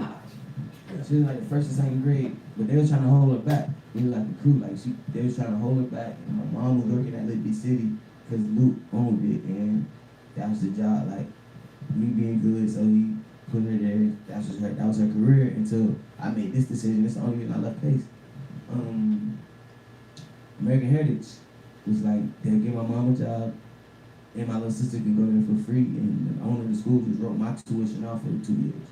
What? So it was like, it's like I'm a sophomore in high school and I'm literally taking care of my family. This is like my sister ended up graduating from here. So from 2nd grade to 12th grade, and it's like $20,000 a semester to get into school. It's one of the best private schools in America. Yeah, and like because I could dribble and bounce a basketball, like come on. I took that decision. Like I transferred to American Heritage, and I ended up playing with my best friend Kenny Boynton because they ended up offering him something that probably that he couldn't refuse, and we ended up making his magazines, we doing all the same shit. And that coach even like he wasn't even a basketball coach; he was more like a brander. So we had like our own TV show in high school. Like it was always sports write-ups about us. Like it was fun, super fun. And I ended up going to FAU just because I wanted to stay home. It was close but not close. Like you're not just coming from both ways. Yeah, I got offers from South Florida. I got recruited by like Florida. I got recruited by a lot of schools, but I just being around Kenny, you just want to get pampered like they was. So I went with a school that was pampering me like everybody treating these niggas. When we all practicing together like that, you know what I'm saying? Yeah. So like that was my naiveness. But if I could do it over, I would like write the best school that I could fit my style. Cause you feel what I'm saying? Sometimes a lot of kids like they just go to the big name school, but that name has a certain style. And your game, your natural ability don't fit their style. Be able to mesh. So they not gonna tell you not to come because they want to play against you. They want you to go to the exactly. team. So they'll come and ruin your career. But they won't use you, yeah. So, long story short, I ended up going to FAU just because that was good. Mike Jarvis, he was the head coach at that time. He just was getting back into coaching. So he was talking like how he needed me. The team was like super, like they want to win a lot of games before me. How he would build a team, around me. He actually got a lot of connections because he was actually Patrick Ewing's coach in high school. He coached Michael Jordan in the McDonald's All-American game. Like, this is the stuff he tells you, like, and this just sounds black. He's a black coach. Right. There's not a lot of black coaches, so he's from Boston. He got that dog in him, like, you feel me? Yeah. So I'm like, yeah, let's do this. Sold it. then I think me and his relationship was super cool. I messed up that I was weed. Like I mixed with weed for a while. Every season, like when the season came, I would stop smoking in the summer. But this one summer, like I coached, we had this like summer tour where like every 4 years a college program could take like a basketball program. Once every 4 years, the basketball program can take their team to another country and then do like a tour. We play against like pro teams and shit over there. It's just like to show you. It's like studying abroad, but for basketball. Okay. So like a basketball team gets to study abroad. So we went to Amsterdam, bro. And I'm trying to, bro, like, come on. And then, like, on the way to the hotel, like, I wouldn't even know this. On the way to the hotel, the tour guide, like, right there is your coffee shop. And the coffee shop is where all the weed is. Come on, bro. And on top of that, when you in college, they give you per diem. You eat a day. I don't want no food. Me and a couple dudes that smoked on the team, we took all our per diem. We went to the coffee shop. Yo, we went to the top shelf. Hey, we smoking some coffee shop. Hey, bro, we smoking stuff we ain't rapping about. You like, yo, these is real strands. He not just saying shit that rhyme. Yo, this is different. So mine, and this how crazy my life. The first time we smoking, bro, so let's say we all patch up. They give us our per diem like after we practice. So let's say they give us per diem 2 o'clock. They say, all right, we're going to dinner at 7. Yeah. And here go your lunch money. I got $100. Pay your lunch money. So we got $400. We gotta get zips. Yeah, we get like 2 zips because it's like wholesale out there. 2 zips or some crazy shit. Trade. He got traded to, yeah. In fact, Mello got. We don't talk about that. But so we end up going to my balcony, going on the thing, smoking. It's cold outside, and somebody close, so we locked out, bro. We locked out the room. My roommate's downstairs on the laptop on FaceTime with his girl and stuff. We got dinner at 7. It's like 6:45. We smell like bud. I'm like, fuck it. So I just started Tom Cruise with Libby. I'm scalping balconies. Going knocking on the door and seeing somebody in the room. Go to the next one. Knocking on the door and seeing somebody in the room. Bro. I'm in college. We out here on the college phase. Like, this is crazy. And then my roommate come in like 6:52. They're like, yo, he back. So I just come back. I scout back on our balcony. Everybody rush, we change, put on our team warm-ups. Go downstairs, eat dinner. Next day in the game, bro. Coming down the court. I just threw up. I was so high. Literally getting threw up. Like, this is in Division I college basketball, bro. But I told the team, like, it was, the bananas, they're different from American bananas.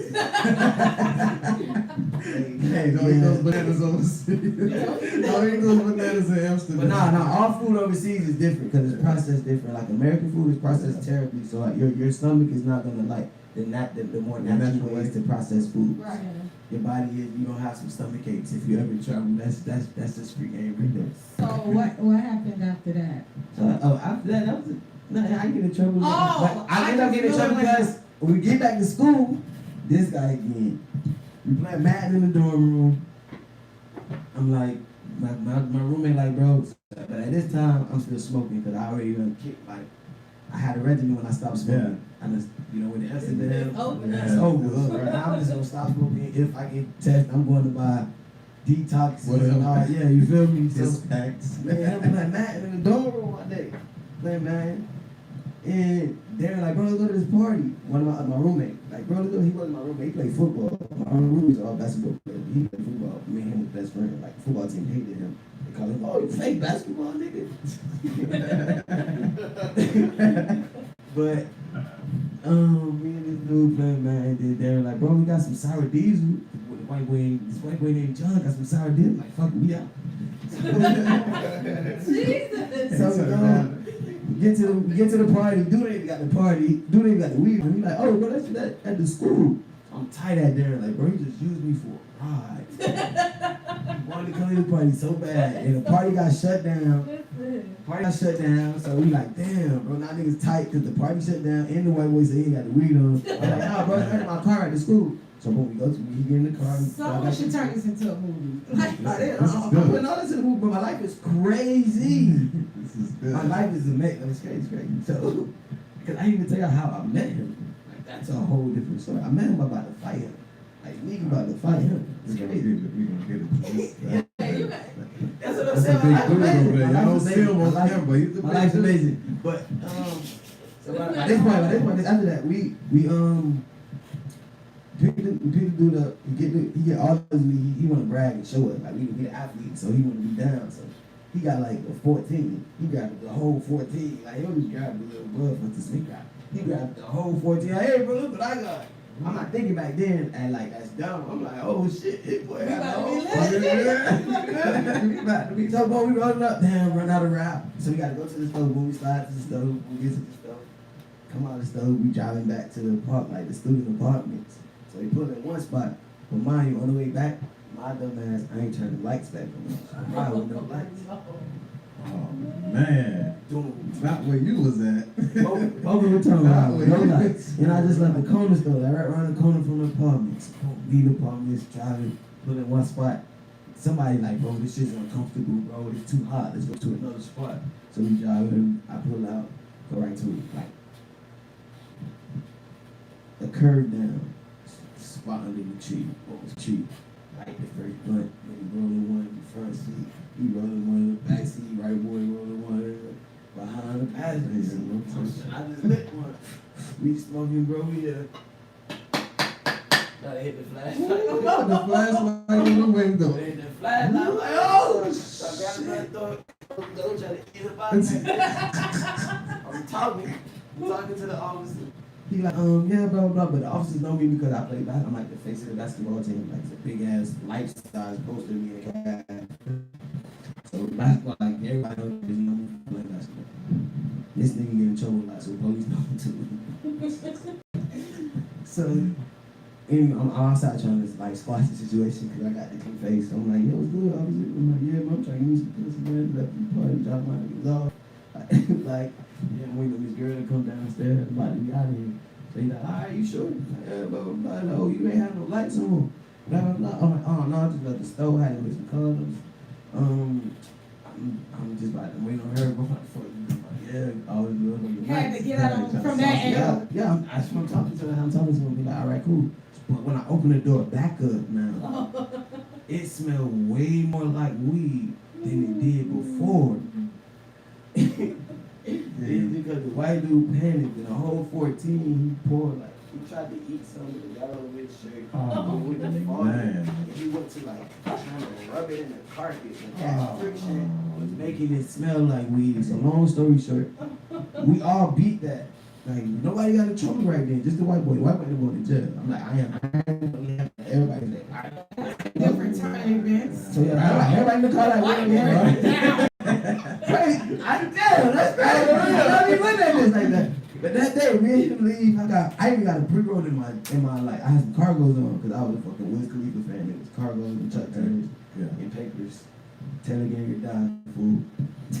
Straight up. So, cause my last name's Taylor, so it's just fitting. It was Raymond fitting. Taylor Gang. Instant, yeah, instant guy. So, I'm like, yo, bro, where you at? They took this boy to jail. That's crazy. Cause he was like, wasn't no weed, nothing where I was. No weed and nothing where the passenger was. No weed and nothing. It was only the weed on him. Yeah, he tried to And on eat. the floor. Grind in the floor. God. So they took his ass in, bro. Right, like 5 minutes after I called this nigga, like, yo, where you at? So one week we go somewhere else, and we like his other. We like the last. We gonna let it right. Pothead, this is shit you say, now I need a blunt. Boy, that's I need one. That's pothead shit. For any reason, shit go good. I need a joint. Shit bad. Damn, I need one. Damn, I used to always need one. You hit nigga like, well, I need one. Nah, that's so. Real quick, when you create music, a lot of your music has subjects like that's similar to Wiz subject. Nah, it's random. That's why I like music. Cause you can make a song about anything. And then like the dumb, you might think it sounds dumb, but I know the business of it. So like that dumb song can be a jingle for a company. Like that. I don't make every song. I'm not trying to have #1 on Billboard. No, I might make a song just to sell to NBA 2K19. So I just make content. It'll be corny to you, but the execs over at EA Sports eat it up. That is true. That's what I'm saying. There's no such thing as making music. Like, as long as you tell me what we after, I'm gonna find the chicken. I'm gonna find out how to get it, get up there for it. It's 500 idiots. So you wilding at FAU. So yeah, I mean that's And outside then of you the go- court. Like this is off the court, like stuff people don't know. School. No, they want to know that stuff too. Yeah, But you know, people like me, we want to know the little structured moves. Like, what happened after? I was at what happened after? Okay, so you made noise. So yeah, I ended up failing the drug test. I ended up on the drug test. After that story right there in the car, they ended up putting me on the drug test. I ended up failing the drug test. So then getting suspended. But my coach, I was actually talking about how me and my coach got disconnected because I lied to him. Like when he asked me was I smoking, I was like, nah. I didn't know about like being a man yet. I figured like I was an immature person, so like I didn't own up. I'm like, nah, I just tried to fight it. Even to the point when he got the test results in his hand, and I'm telling him, no, I was taking creatine. He like, bro, it's THC, ain't no THC in creatine. And then like, from that moment though, ever since then, I vowed not to tell another lie. Like, I don't lie no more. Like, you might think it's crazy. I don't tell white lies. Like, if I'm 30 minutes away, I'm 30 minutes away. If I'm 5 away, I'm Not 5 even away. little white lie. I don't respect it. You Like, said not even that's 30 what it minutes is. away. But that's what ruined my life. I feel Lie like about that. that was like tragedy to me, and I feel like you only tell lies out of fear. And at this point, I done been through something else and that. I don't fear nothing. So I ain't nothing. I don't fear you enough to lie to you. And then I lost so much from lying. Like, you don't lose much from being real. You can't lose yourself. If I be real with you and lose something, I can live with that. But if I lie and lose something, you can't live with that. I can't live with myself. I can't speak for everybody. That is being a man. That is being a man, yeah. So, like, fucking that relationship up, I couldn't play for him no more. It was just like too much. Like, he was really hurt. Like he was hurt. Like I hurt him. He was hurt. I lied. I get it. But like I just didn't feel it because you're supposed to be a mature person. Like you know what I know now. If somebody lied to me, I'm not gonna get in my feelings about it. You feel me? I'm expect you to do that because you want to please me so bad. If I'm in a situation like people lie to me all the time just because they don't want me to be upset with them. Like the same reason you lie to your parents. You ain't trying to fuck your parents. You ain't trying to. You love your parents. You just don't want your parent to be mad at you, or you feel worse already. You don't need them feeling bad at you. You need them to support you, whatever fuck up is. You want the support from them. You don't want them. So I know that as a leader. I feel like he should have knew that as a leader, but he didn't. So we ended up spending ways. I ended up transferring to FIU to go because Coach Mark was the assistant coach. When he left Louisville, and went to FIU. That's when me and Rock transferred to FIU. But I ended up getting kicked out because when I left FAU, I entered the draft because I had an agent. I was about to go play overseas. But then, no, I didn't have an agent, but I had conversations that I was about to go play overseas. And I just didn't. I ended up going back to school, but I didn't take my name out of the draft in time. So it was like through that rule, like I was an eligible player. And I ended up, I only played like 6 games my senior year. So I ended up with a bullshit job in China. Like I got paid for a workout. At least it was China. I mean, I didn't even really, like, it was bullshit. Like, I got paid for a workout, didn't really like it. Then I ended up in the ABA. I ended up like, at the Philippines tryout. I ended up in the Dominican Republic. And I was like, fuck it. But by that time, by that time I had like accumulated a little bit of money because like everything you do is money. And then I fucking found it. I ended up touring with like Hot Sauce, like with street ball. I ended up on the tour with Hot Sauce. And it's the same time. It's crazy. It's crazy. But like crazy. It was actually the Court King. It went N1. It was some new shit. Like the N1 got this when Hot Sauce told me and I learned about business. Like the only reason N1 was that popping, because the actual brand N1, that was just branding for them to create buzz for their company so that they can get a partnership with Walmart. And once they got the partnership with Walmart, that's why there was no more N1 mixtapes. Y'all served your purpose already. Use the street guys. I mean, but Rayford Austin used them too because he ended up going to the league off them. So like, you got him, came somebody had to. Yeah, but I learned a lot. You know what I'm saying? Being on tour with him and just learning that, like right there, it's like, oh shit, they just you like y'all open it was y'all lined up to what's going on. So like that's what I'm saying. It was always dope. And that's why I say trust the story, because I wasn't in the NBA and none of that, but my life didn't need that because, like I said, I was groomed at 13. I'm living with Luke, and I'm flying. I'm going to Vegas with Breakdown. Like we traveling in Escalades, like literally, bro, everything we do in the league, I was doing at 15. Do you regret any of like the childish behavior, or that's like Nah, Fun memories. fun memories. Everything I feel like it made me who I am today, and I feel like everybody is the same way. Like if you trust your story, tell it to somebody else. Once you have the confidence, you gonna inspire people with your story. Because we like at the end of the day, we inspire with like triumph, and everybody go through shit. So long as you get through it, you gonna inspire somebody. Right. Nothing's perfect. So, okay, you ever thought like some athletes when they feel like, oh, it appears that football isn't, like for instance, you played football all your life, you did as well, but like, I know dudes that just can't let it go. So when it came to basketball, That's their how did you identity. feel? That's their identity. You feel me? But because I had switched already, my identity was more rooted in who I am. Is where you My really identity where you wasn't go. rooted in that. So like I was watching Wolf on, my bad. I was watching Wolf on Wall Street. And actually this is when well before Wolf on Wall Street, I started getting infatuated with business and then the word entrepreneur. That shit just I wanted to call myself that. So like I did research and all that. I opened up a sneaker company from rags to wealth. From rags to wealth. I opened up this sneaker company. I'm from rags to wealth. Cause everybody like to go from rags to riches. I don't want to be rich. I'm straight. Wealthy. I'm trying to be wealthy. Yeah, exactly. Generational money. Yeah. Like I It's said. coming. And you said the sneakers. Yeah, I was reselling sneakers. Like what's today? Everybody doing it now. Right. But this was like. You was ahead of the game. Like yeah, like just a curve, and like me looking back at my life, that's why I have the confidence I have now. Cause every time I like did something, but halfway, like this company, I halfway did it. I ended up making enough money, but I ain't like I wasn't in tune, so I ain't pay taxes and I ain't losing it. You feel what I'm saying? Right. But if I knew what I knew, I could have had people doing it. Now at this point, For I did you. so much legwork, I could have had people Right. under my company doing the same stuff. Which is now I'm gonna have somebody like pay to fix the debt. I'm gonna have them use their money like to buy into the company because what I know and who I am as a brand, it's easier to piggyback off me to start your own. So I'm gonna allow an investor to clean this up tax wise to own part of the company. But I'm bringing it back. But just that route, like as this going on, and I'm only thinking like this because basketball not giving me the money I want.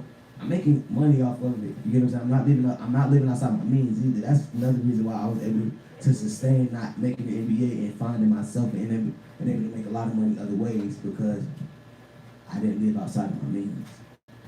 Like I never had that pressure of having to show you who I was. I came from I had to hide it. So no matter what, I'm living as minimal as possible because I'm trying to hide it. Yeah. Like once you come in, you can see the money, but like now I'm hiding it. Yeah. Like that's how I was Smart. taught. That's just what I've Yo. seen. That's what I've seen. So like I never had that. So then now at this point when I'm starting these businesses and stuff, and then Businesses. I had because once I started this, my best friend he has Falcon Fitness. He has his own gym. Like as He has his own gym. Why you saying that so fast? That's cause I mean it's gonna get Yeah. sick. Yeah. She's gonna get into that. I was trying to stay on topic. right. But, Okay. So I'm in the process of I had a real bad breakup. Like my ex literally broke my heart because we had like such a bond. I'm not one that believes in monogamy, so like that I'm all about honesty. I'm all about honesty. Like I feel like monogamy is a jack and they paint that picture, but everybody who I've talked to who together 20 years, they didn't care about monogamy. They had bigger pictures. So the monogamy wasn't. I'm not gonna break up with him or leave her over that because it's so much other stuff. Like I see people. And then I see people like divorced 3 times. Why you divorced them? Oh, because they was cheating. So you married to the idea of monogamy. You're not married to that person. Let's get No, into it's that. their How y'all- responsibility. ooh, No, how it's y'all- an idea. It's an idea. It's an idea that a man created to sell something. Monogamy is an idea that man created to sell something. Says who? Let's get Facts. into The that. facts of it. Says facts. We got some married people in I'm just saying, how can, because you can't show love. Like I said, you can't show love. So the fact that you created a system, Sex is love. I never said that. You say you can't. You can't show love. What that mean? Because everything that somebody loves you can do to show you. Somebody that don't love you can do it too. But they shouldn't. What do you mean? And Like, they can't do the same. Actually, love is different. no, bro. As Love far is as not- action, love, I think you're talking about the intention of intimacy. love. No. The intentions of love is different, but the action, there's no difference. Yes, like it if you, is. what are you looking for in love? How can somebody show you they love you? Wait, let me finish. Go ahead. I'm like that. Something. How can somebody show you they love you? I What is guess a token of love to you? Because I could go win money. So, all right, tell me you're talking about you. No, I'm very interested in any Let's get somebody first. but I got it though. Please. Because I'm not married, so let me give No, it's no wrong answer. But Okay, so I want to pick. okay, if someone would love me, it would be time, patience, kindness, being invested. Now, if I had a goal, I would do all of that. As soon as I get my goal, I'm out. Okay, I can see. I don't love you. Let's stay there. Your goal. Let's say the goal is sex. Whatever you got it is. First night, but you're still here. So what? Are you consistent sex? No. Well, okay. Let's say the goal was to get In-house sex? Let's say the goal was to get sex Okay. out the girl. You got sex out You the gave it girl. to her. What you think you gone? What if you still sticking around? Obviously, I you would still give me sex. If she stopped giving me sex, I'm gone. I would If never- anybody stop giving you sex, That's not you true. shouldn't be. That's Why not they true. stop? 'Cause That's a problem. No, what if you never started? What if we fell in love and we never had sex? That's something hard. How? That's my situation right now. Why? That's my situation right now. I fell in love and we never had sex. You a With lie. head over heels in love and we never had sex. That's a lie. There's no point in talking about that. How you gonna tell me I'm lying? How you gonna tell me I have to have sex to fall in love? I did not say that either. So all right, what is I just know you done had sex. That's all I'm saying. You don't know that. I don't. Exactly. But it's like 90 and 95. I don't want to jeopardize the real love. That jeopardizes it. Feelings is what, like, women don't know how to control their feelings once that's involved. What? Don't say It women. become possessive. You become possessive. We could be kicking it. We cool. But now I'm yours. Why not? Because I'm a person. Now it's slavery. How is love turning to slavery? Hey, How can you use love as a manipulation This to guy, slave me? Now I'm a slave. Because of love? No, that ain't love. Love wants you to be free. Love wants you to be happy. By any means. That's love. Every female does not believe that. I didn't say every. Okay. I'm talking about the You said majority. women. You said some women. Okay, Majority. But we don't even know that. Yes, we do. I know you were shown coming up, but you don't know that. I wasn't shown. Like, I don't, what is shown? Ooh, hold on, man. Because if you're not a virgin, you're shown. Hey, That's to me. To me. If you're not a virgin, you shown. If you're not with this nigga that you lost What does virginity to, Miami you say shown. shown? I don't care. I never fit into their standards. They fit into mine. Okay, Miami says I don't know. I don't care about that. I don't care about that. We talking to me, interview about me and not about Miami. Okay. Yeah. Alright. And you're Let's not be responsible. shown. Let's be responsible adults. And I'm you're an not adult. shown. I'm an adult. Okay, you're I'm not sexually active. Yes. Promiscuous would be the word. All right. Yes. That's a real intelligent word with a definition. Somebody with multiple sex partners, cool. But you're not going to degrade me. I'm righteous in every way. It's just a label. You ain't that right. That's all it is. I'm super righteous. I'm righteous. I'm honest. Well, we Because got everybody else fitting in. Like, they playing the role to fit in. But if you turn the lights off and say, oh, ain't no camera, and nigga could turn the eye, yeah.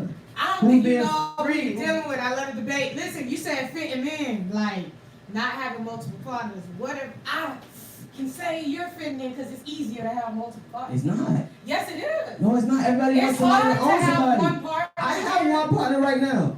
So it's not hard at all. It's easy. Is it? Yes. I ain't It's gonna ask honesty. you because I ain't trying to get you in It's trouble tonight. honesty. It's honesty. All you need Okay, is honesty. okay. That's what women respect. Honesty. We do. Most niggas with multiple partners they're not honest.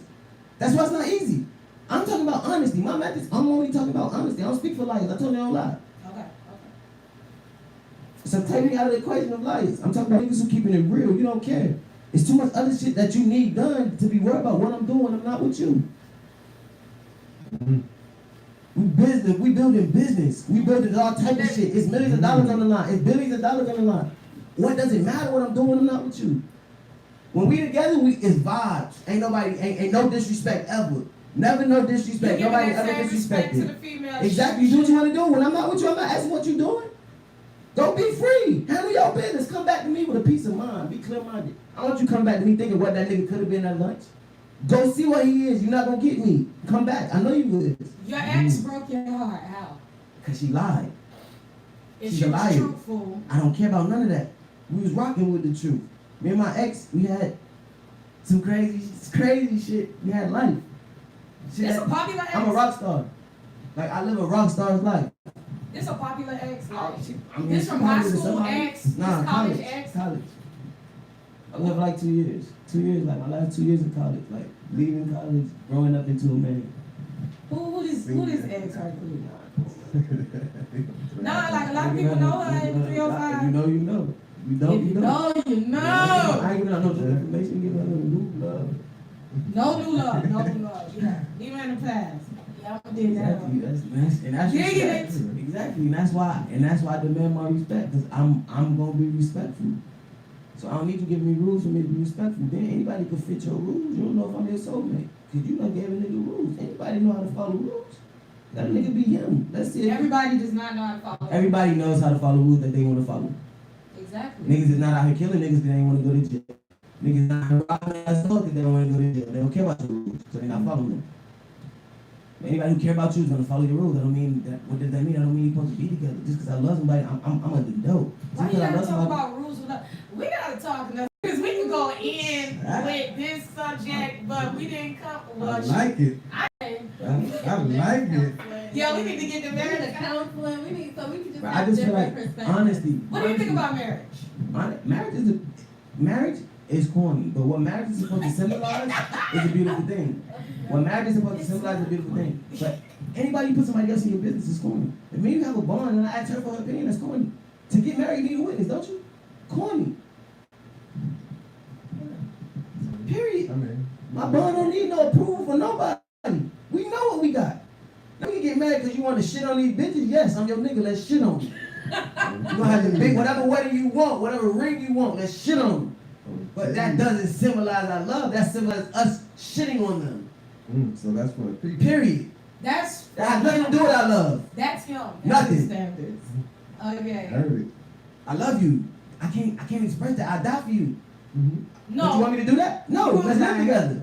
You want I to would. die? I would. Here. I'm just If like it took me to die to prove your love, I would die for you. Obviously not. You won't kill certain parts of you I would.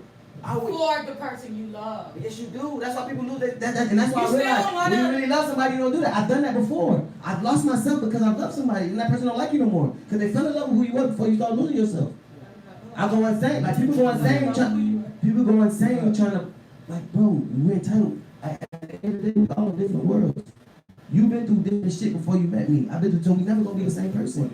If I love you, I'm never gonna create a box for you to try to fit in. I want you to be free. Why Because I always try to figure this out. Why it gotta be a box? Like, cause once I give you any line, it's a box. That's what it is. It's not a Because box. literally, just because I love you, I don't have to be your soulmate. It might be another nigga out there that I'm telling you not to talk to because it's disrespectful. That really is. And you can be best with him. You can make the world better with him. Why do I not want you to be that nigga? Because I love you? No, I don't love you then. I think Go for all your options. I think with love though, it's a level of maturity. Yeah, Exactly. Regardless of what you believe in, Exactly. just because there is truth to that, like being in love with someone but knowing that maybe you're not the best person for that person, That's a and being selfish- able to walk away. So love is selfless. So I can kind of agree with both of you just because, for me personally, yes, I like the idea of that. Why? Because I don't like embarrassment. And to me, and I'm being honest, I don't Exactly, like like embarrassment. So I like transparency. having one partner because I don't want to see no shit because I'm not going to like it. I'm not mature enough to deal with And it. the reason why So it's not for that's me. more than I'm talking about embarrassment. Because me, honestly, I tell my friends all the time, I'm so disconnected. I don't know what embarrassment feels like. Because whatever I'm embarrassed about, somebody else going through. How am I embarrassed? For me, it's like a no. No, I get you. I'm just saying, but the whole embarrassment, I'm talking about embarrassment in general, not what it is making me Yeah. embarrassed. Just the feeling of embarrassment, I don't know. Yeah. I'm disconnected with that feeling. So nothing can embarrass me. I'm just Because honest. you don't give a damn. I do care, but I don't care like everybody, somebody else going through it. Why am I gonna cry about it or let it beat me up? Somebody else going through it. I'm not the only person going through it. I'm gonna be real about it so we can talk about it and now we can exchange information. We can have an intelligent conversation about this subject. I don't have feelings about it. It's not for me. Life is not for you to have feelings about. It's for you to make it what you want it to. I use all that energy instead of having, cause bro, you can't be like right now. You can wake up and something can happen. Like every day, shit is evolving by the second. Yeah. Everything evolves by the second. I'm just ready to analyze, adapt, and adapt accordingly. And that comes with everything. I could love you with all my heart, but I'm gonna analyze and adapt accordingly. Sheesh. Analyze No, it. it take a lot to adapt accordingly. Analyze But I and think adapt I- accordingly. I Every think- time, I all think day. that- That's all I'm doing. That's how my brain's registered. I think the same thing that you were speaking about, being like detached from like feeling embarrassed and stuff like that, which is why your logic is almost like common sense to you. Exactly. But for me, I have to wrap my mind around That's why I like to have because I'm conversations. still in the phase of being embarrassed if my spouse. And that's a genius thing. When I say something this, like, else. and I'm so passionate, I'm happy you able to say that, and we get this on camera because I'm so passionate. I might make you not want to be embarrassed either. That's not what I'm doing. I'm saying I have been embarrassed. No, But I have indulged with it so much and dealt with so much embarrassment that it's like, bro, I'm gonna keep being embarrassed every month about something else. You're gonna be embarrassed about something. Like, long as you can be embarrassed, you're gonna be embarrassed about something. Yeah. Period. Imagine every time being embarrassed, all you get exposed. Like that's how my life went. Because all these highs get exposed. Every time embarrassment, it get exposed. That's how it is. So I had all these highs that I told y'all about, but the lows is what made me humble now. Like now, I don't need validation. I know I'm cool, so I can't, because I know I'm cool. I can't get embarrassed, because every players fuck up. Jordan had a bad game before. That don't make him the greatest ever, and that's what I'm saying. This right now is the baddest game. As long as I don't give up, I got more games to play. I can have 40 tomorrow. So why am I embarrassed when I can have 40 tomorrow? Like, all right, instead of embarrassed, I just use that as motivation. How can I get ready to make sure I have 40 tomorrow? I ain't gonna hope I have 40 tomorrow. Instead of getting embarrassed, nigga, I'm gonna have 40 tomorrow and I bet my life on it. Like, that's how my energy is. That's how my mind's set up, and that's what everything. What you got, Bob? What you got? I got a lot of stuff. But see, the thing is, we be running out of time, so I'm trying to see what is important enough within this time. Now, all right, we followed your journey. We followed your journey. We grown. Yeah, let's wrap it up. We got the business. I'm gonna wrap it up and bring it right what you want to bring it in too. So wait, hold on. Do you have a stylist? Nah, I don't have a stylist, but I will work with you style stylists. yourself? Yeah, definitely style myself. I am a stylist. I like your fashion. To me, is like cool, fresh, fly, flashy, still mature, and still masculine at the same time. You don't like get to how.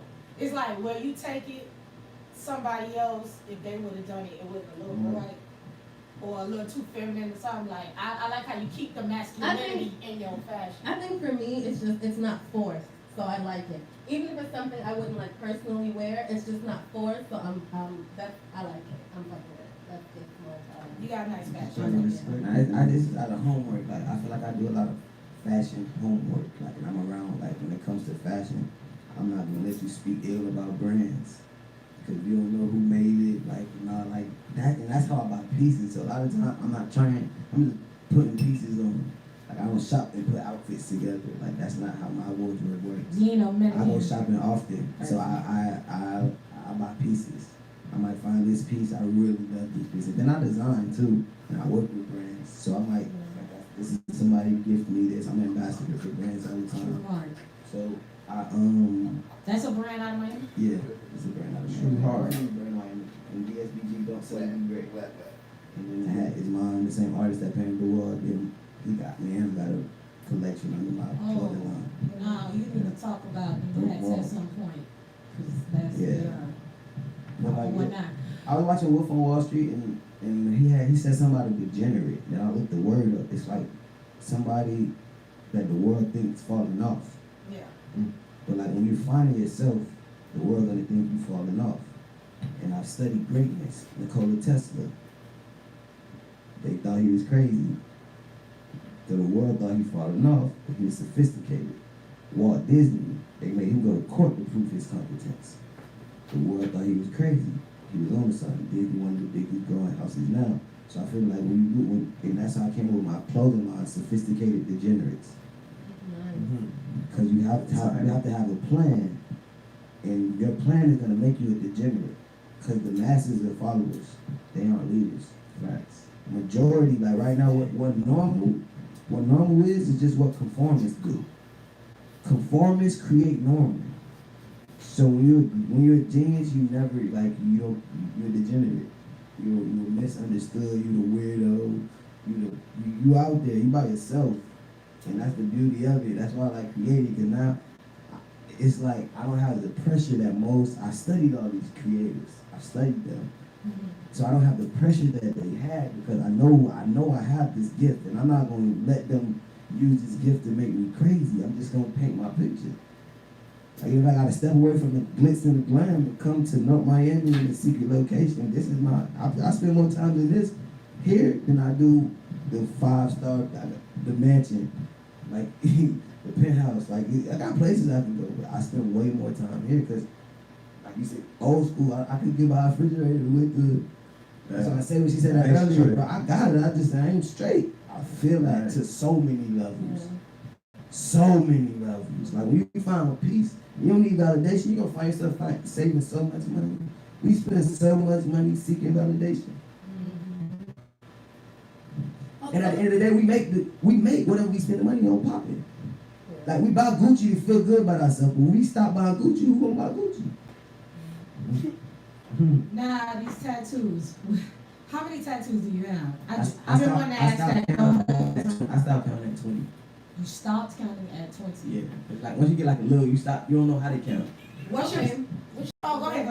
Okay, so I have a question about the tattoos. So did you draw or create any of them yourself, or how does that work? Yeah, I did this. That one? Actually, sit down. What is that? From right to left. Oh, you talking about that one? I thought you were talking about under here because it was good. Yeah. There was some design going on. It's the whole sleeve. Which one was the most painful?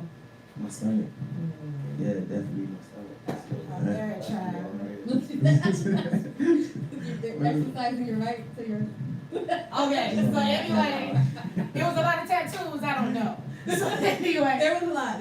Rugrats Gold. Tell me, what is your infatuation with Rugrats like? Just the whole See Chucky on the wall. those cartoons really made me like Cat-Dog. outside of my life.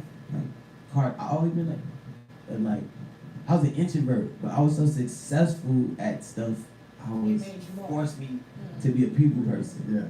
But literally, I was an introvert. So cartoons, yeah, like my imagination always been fucking going, and like cartoons made me who I am. Like how Tommy get the gang together and come up with a plan. That's my life. I love that.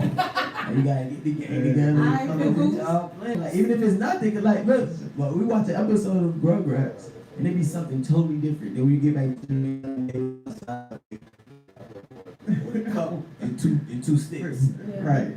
Man, we shows You feel me? So like this leg right here, when I want to do this thing, this is just like all the 90s cartoons. Oh, I was born in 1990, so it's 90s baby. Everybody get 90s baby. I feel like that's cliche. who did his football head? D. Shout out to Text by D. Nickelodeon cartoons too. Shout out to Text by D. You go to the same person to get tattooed. No. I go to different people, but like if I have an idea, like this idea, he can only touch. I won't disrespect him and let somebody else do a cartoon. He gonna do all this. This is like the 90s baby led cartoon, but I switched it up a little bit. Like I got Doug. Oh, that. Oh yeah. That's true. I got Doug right here. We grew up on them. Y'all kids No. got Doug got on a Da Vinci shirt. He got on a Da Vinci shirt though. Some Ralph Simmons What, he boots. done snatch And Patty? the SD, he got on the SD Scumby. Is that Patty on the other side or Nah, not? that ain't Patty. In my world, Doug fell in love with Sailor Moon. Oh, what an awesome love Doug story. fell in love with Sailor Moon. Sailor Moon. Yeah. I was Sailor Mars. Okay, anyway. That's it. No, And then I hold on. got Freakazoid. You gotta live Going on there. I got Freakazoid going Super Saiyan though. Crazy powers. That's I'm still on Doug and Sailor Moon. Anyway, I gotta get Animaniacs. tattoos.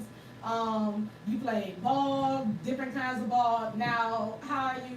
And you're venturing into different businesses. Music now. Yeah, like It is. business, music. Business wise, me and my best friend, Carlton Falconer Fitness. You know, he owns his own gym, and we've been helping each other throughout the process of early entrepreneurship. And we actually not only his own gym and we actually have an in common business that we own together, which is called Mammoth Security. So if you ever need a security guard, y'all hit us up. Yeah, we actually do all the Trina security.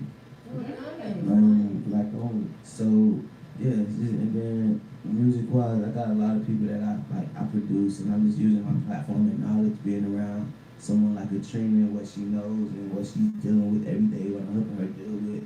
those problems and stuff, I'm just regurgitating back to the super dope creators of the future that people gonna get to know about, that I'm helping hone in on talent and just building their brands, giving them whatever they need, basically. And that's why we got the studio here. You know. Would you say you're like an A&R?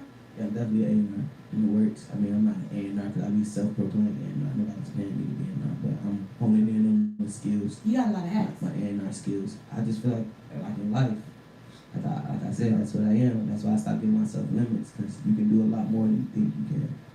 And that's why I don't really believe in titles. Like I want to take you showed up talking about. So I don't buy titles. And that's marriage is a title. Like marriage is a title. Like so I don't, because a lot of people get lost. I'm too real for titles.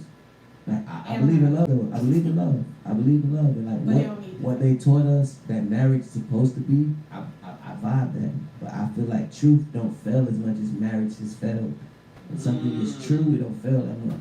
That's deep. It's hard. It's not hard. It's not hard. It is hard. No, it's not. The people that cared about each other never cared about that. Well, for me, my experience is different because my parents, they've been together since they were 18. They didn't get married till 2007 when I graduated. And he asked my mom, like, from the beginning. My mom was like, no, she wanted to come to America. And then like, when I did my homework, just as a historian, you know why marriage even exists? Why? That's when like people were trying to combine forces. So like I had a castle over here in England, and you had a castle over there somewhere in Europe, and we wanted to make the castle bigger. Like we wanted to make the shit stronger. That's why like if you watch Coming to America, they just put in the propaganda like 100, 200 years ago to marry for love. That's why I'm Coming to America, because they're like, no, I'm not going with tradition. I want to go to America to find my wife. I love her. Cause you know certain That's propaganda. No, that's tradition. That's the history of marriage. That ain't certain traditions. That's how marriage started. They put you together. And I don't know that recently, from Christian stuff, so.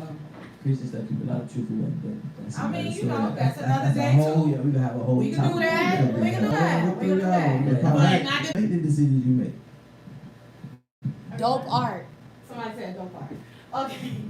All Shout out right. to you, brother. You dope. Beauty's in the eye of the beholder. Whoa.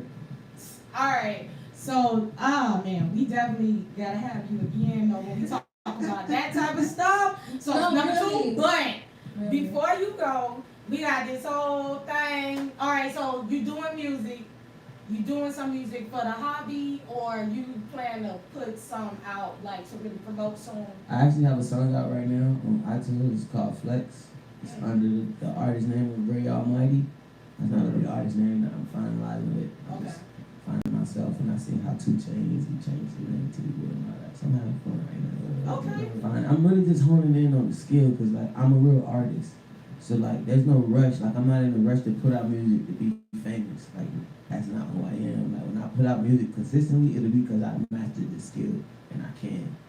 I'm not trying to hit and miss, and I'm trying to It's practice, right? Honing in on your I'm sound. honing in. That's why I'm honing in on my A&R skills, because it's money to be made, and it's people who been doing music longer than I have, and they can use my platform. So I'm not gonna sit here and put out my music when I could put out somebody that really been doing it. They just We make it heard look. some nice stuff, man. Yeah. It was There's a lot vibing. of Of stuff, course. like, we got some merch coming up.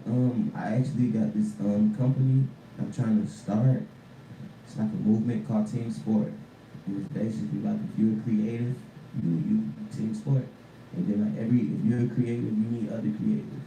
So like it's like a bowl of creatives so we get to work with We each need a other. lot of that now. It's like real on hand, yeah. Putting a whole bunch of shit in the pot. A lot of right now. connections. Yeah. So, So you be able to hit us up and get whatever you need. Like that's my goal with it. Team sport. Team Sport. I hope we hear more about Team Definitely. Sport. We actually got some merch coming out. Like we gonna force you. You know what I mean? There's some merch coming out like top of the year. We got some Team Sport merch, and the way we gonna put it out is gonna be different. Like because we got all these creatives, we can put out whatever in a different way. For men and women. Yeah, both. Yeah, definitely. Because we got like one of the head of Team Sport is this dope singer songwriter. Her name is Jazzy. She goes by Dope by Accident. If you go to Spotify, check out Dopey's writings. She just did a lot of work on Usher's new project.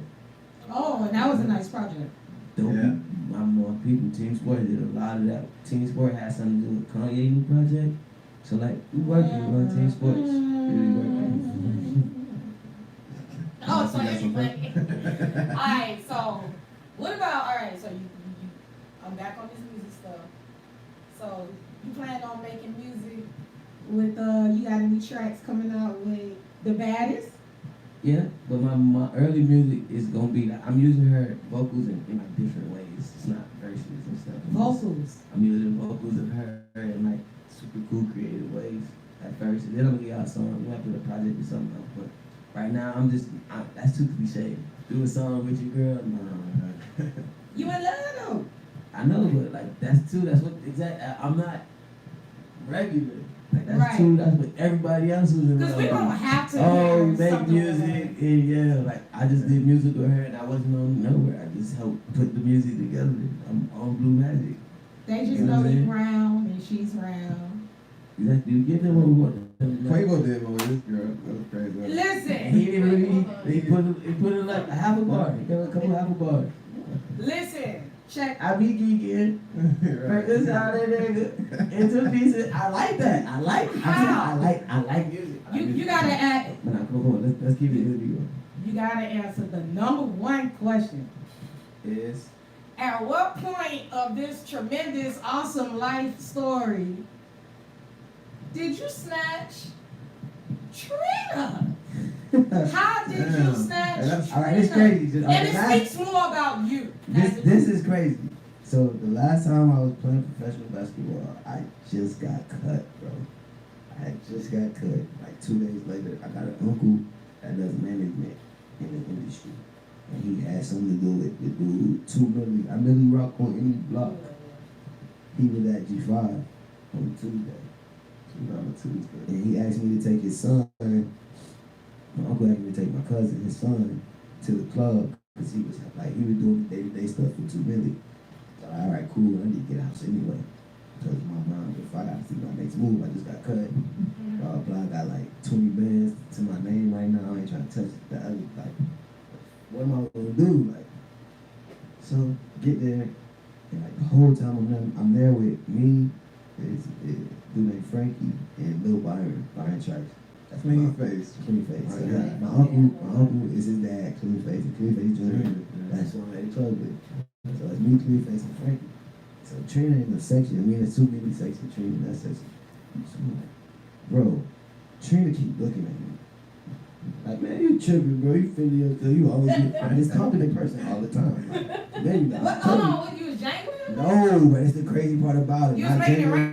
No haircut, not making it rain, bro. None of this shit. It's the crazy part about it, bro. Listen, it's crazy. Bro, I got on the hoodie, no jewelry. Just got cut, so I ain't trying to look like I'm flexing. Ain't no bread coming in. I don't want to know. I'm only like I'm stunning when there's bread coming in. If there's bread coming in, all right. We can put on some jams. If not, nigga, I don't need you to ask me for nothing. It's low key. If I got to say you asking me for something, I don't need you to ask me for nothing. For real, I ain't got no haircut. I got a hoodie. Like, we just sitting here getting these little couple 200 to bring Clean Face. And Daddy gonna give me 200 to bring Jit. I'm going, bro. Like, not Jit, but his Jit. I mean, call it his Jit. I don't do that little bit. Call it his Jit. Take his son. But, so we in that bitch chilling, like, yo, she keep looking at me. So I'm like, all right, bro, I'm gonna turn my back. If she keep looking, tell me she looking. If not, tell me I'm tripping. Nah, but you not tripping. I told this other dude, he shout out to Mike. He work at Finger Licking, he make music too, his name Made in Philly.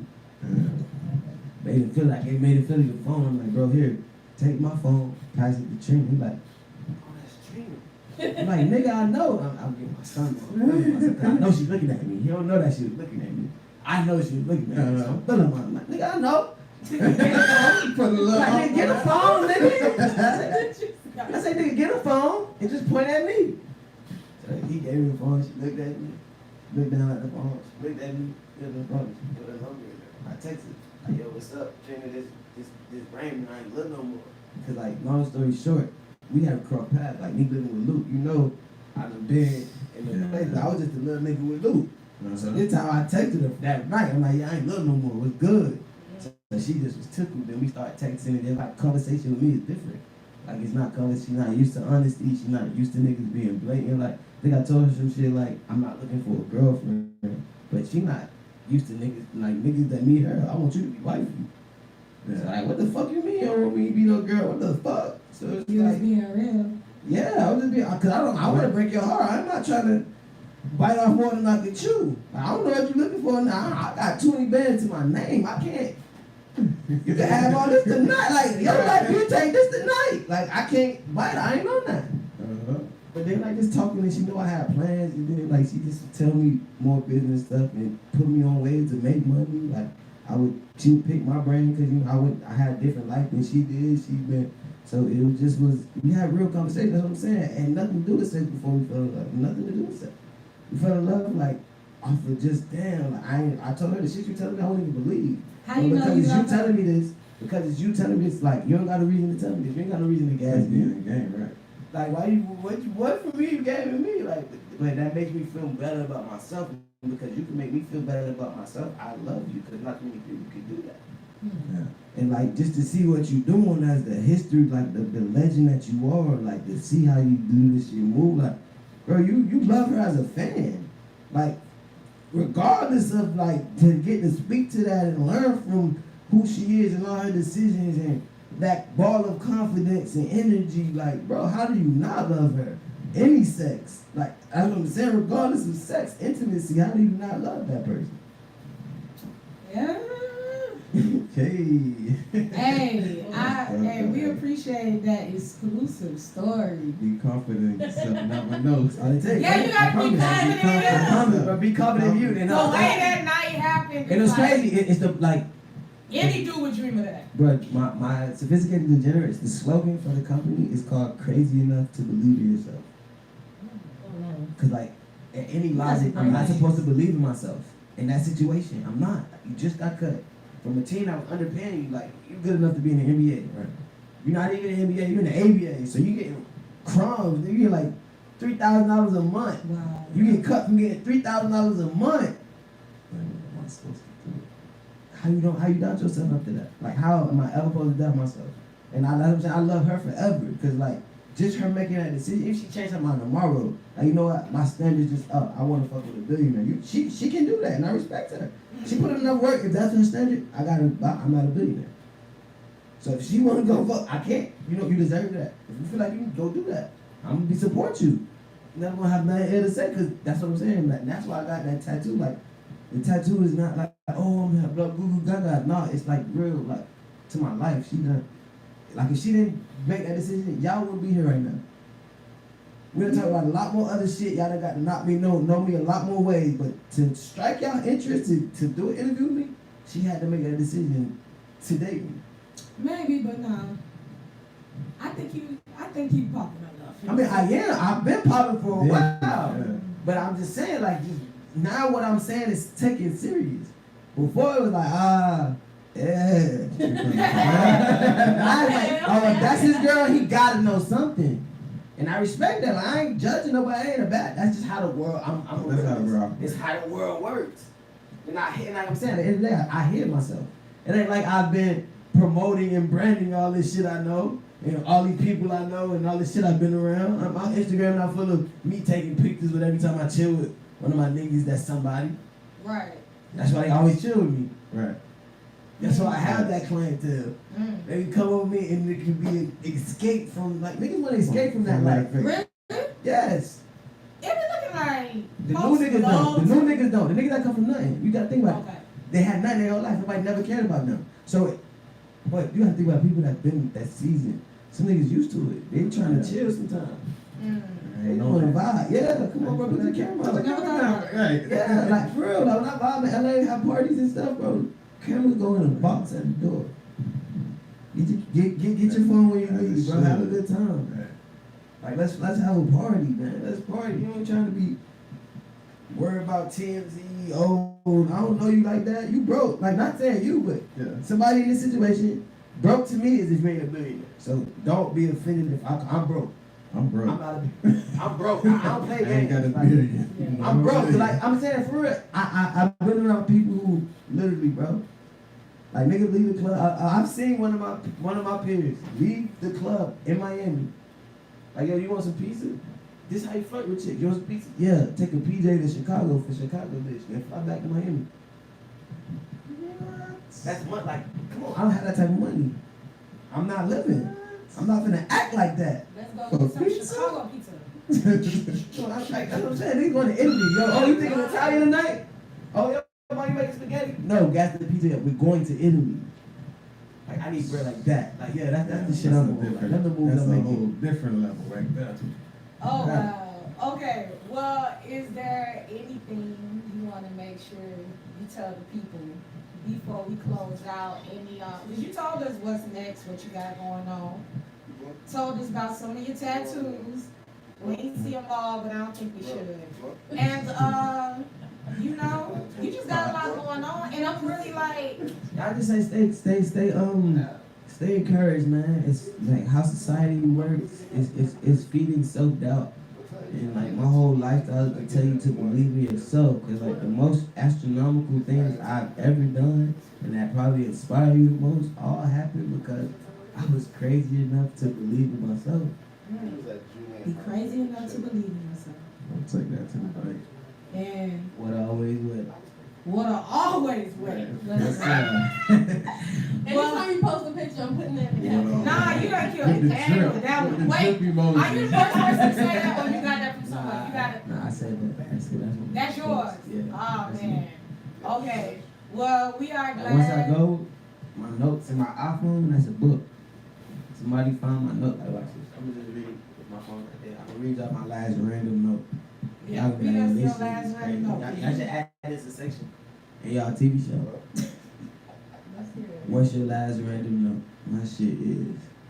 I want to know what he thinks. Days when I'm in my head, I can't talk much. I'd rather write it down. I shut down emotionally and I end up in my thoughts. Like to exist outside of my mind, I must turn some type of feeling on. I'm just tired of fighting being misunderstood by the people that's supposed to be my friends, the ones that's supposed to love me. They fight me for opening their minds. Wow, Yes, sir. that's rough. Like where do you I say don't know where that? that shit come from. Now that shit go in my notes. I just write them shit down. Like one day, like I'm gonna write them all out. Probably put out like a quote book or something. And like actually, if you go back to my Instagram now that I'm talking, all my quotes and captions, that's a quote book. So like once I give you time to do that, all my captions on Instagram, they're gonna really a quote book. Yeah, originals. That's it. That man deep. What always went. What always wet, man. Some folks can relate to what you just wrote, so definitely share that at some point. Yeah, man. Alright, y'all, Appreciate we y'all for out. having me. We about to damn near spend the night. It's late. I know I'm about to be like, y'all ain't got no Come back next week. Please subscribe. Okay, so we don't gotta keep telling y'all to watch. Y'all just tune in. Y'all be able to catch this man again, cause I hope this Yeah, I'll be is. back. We got a lot of Yeah, we got a lot to talk about. I'm a double conversation, so if you got your own blog or some shit, y'all hit me up, man. Dope I conversation. got info. I got my book. I got my booking.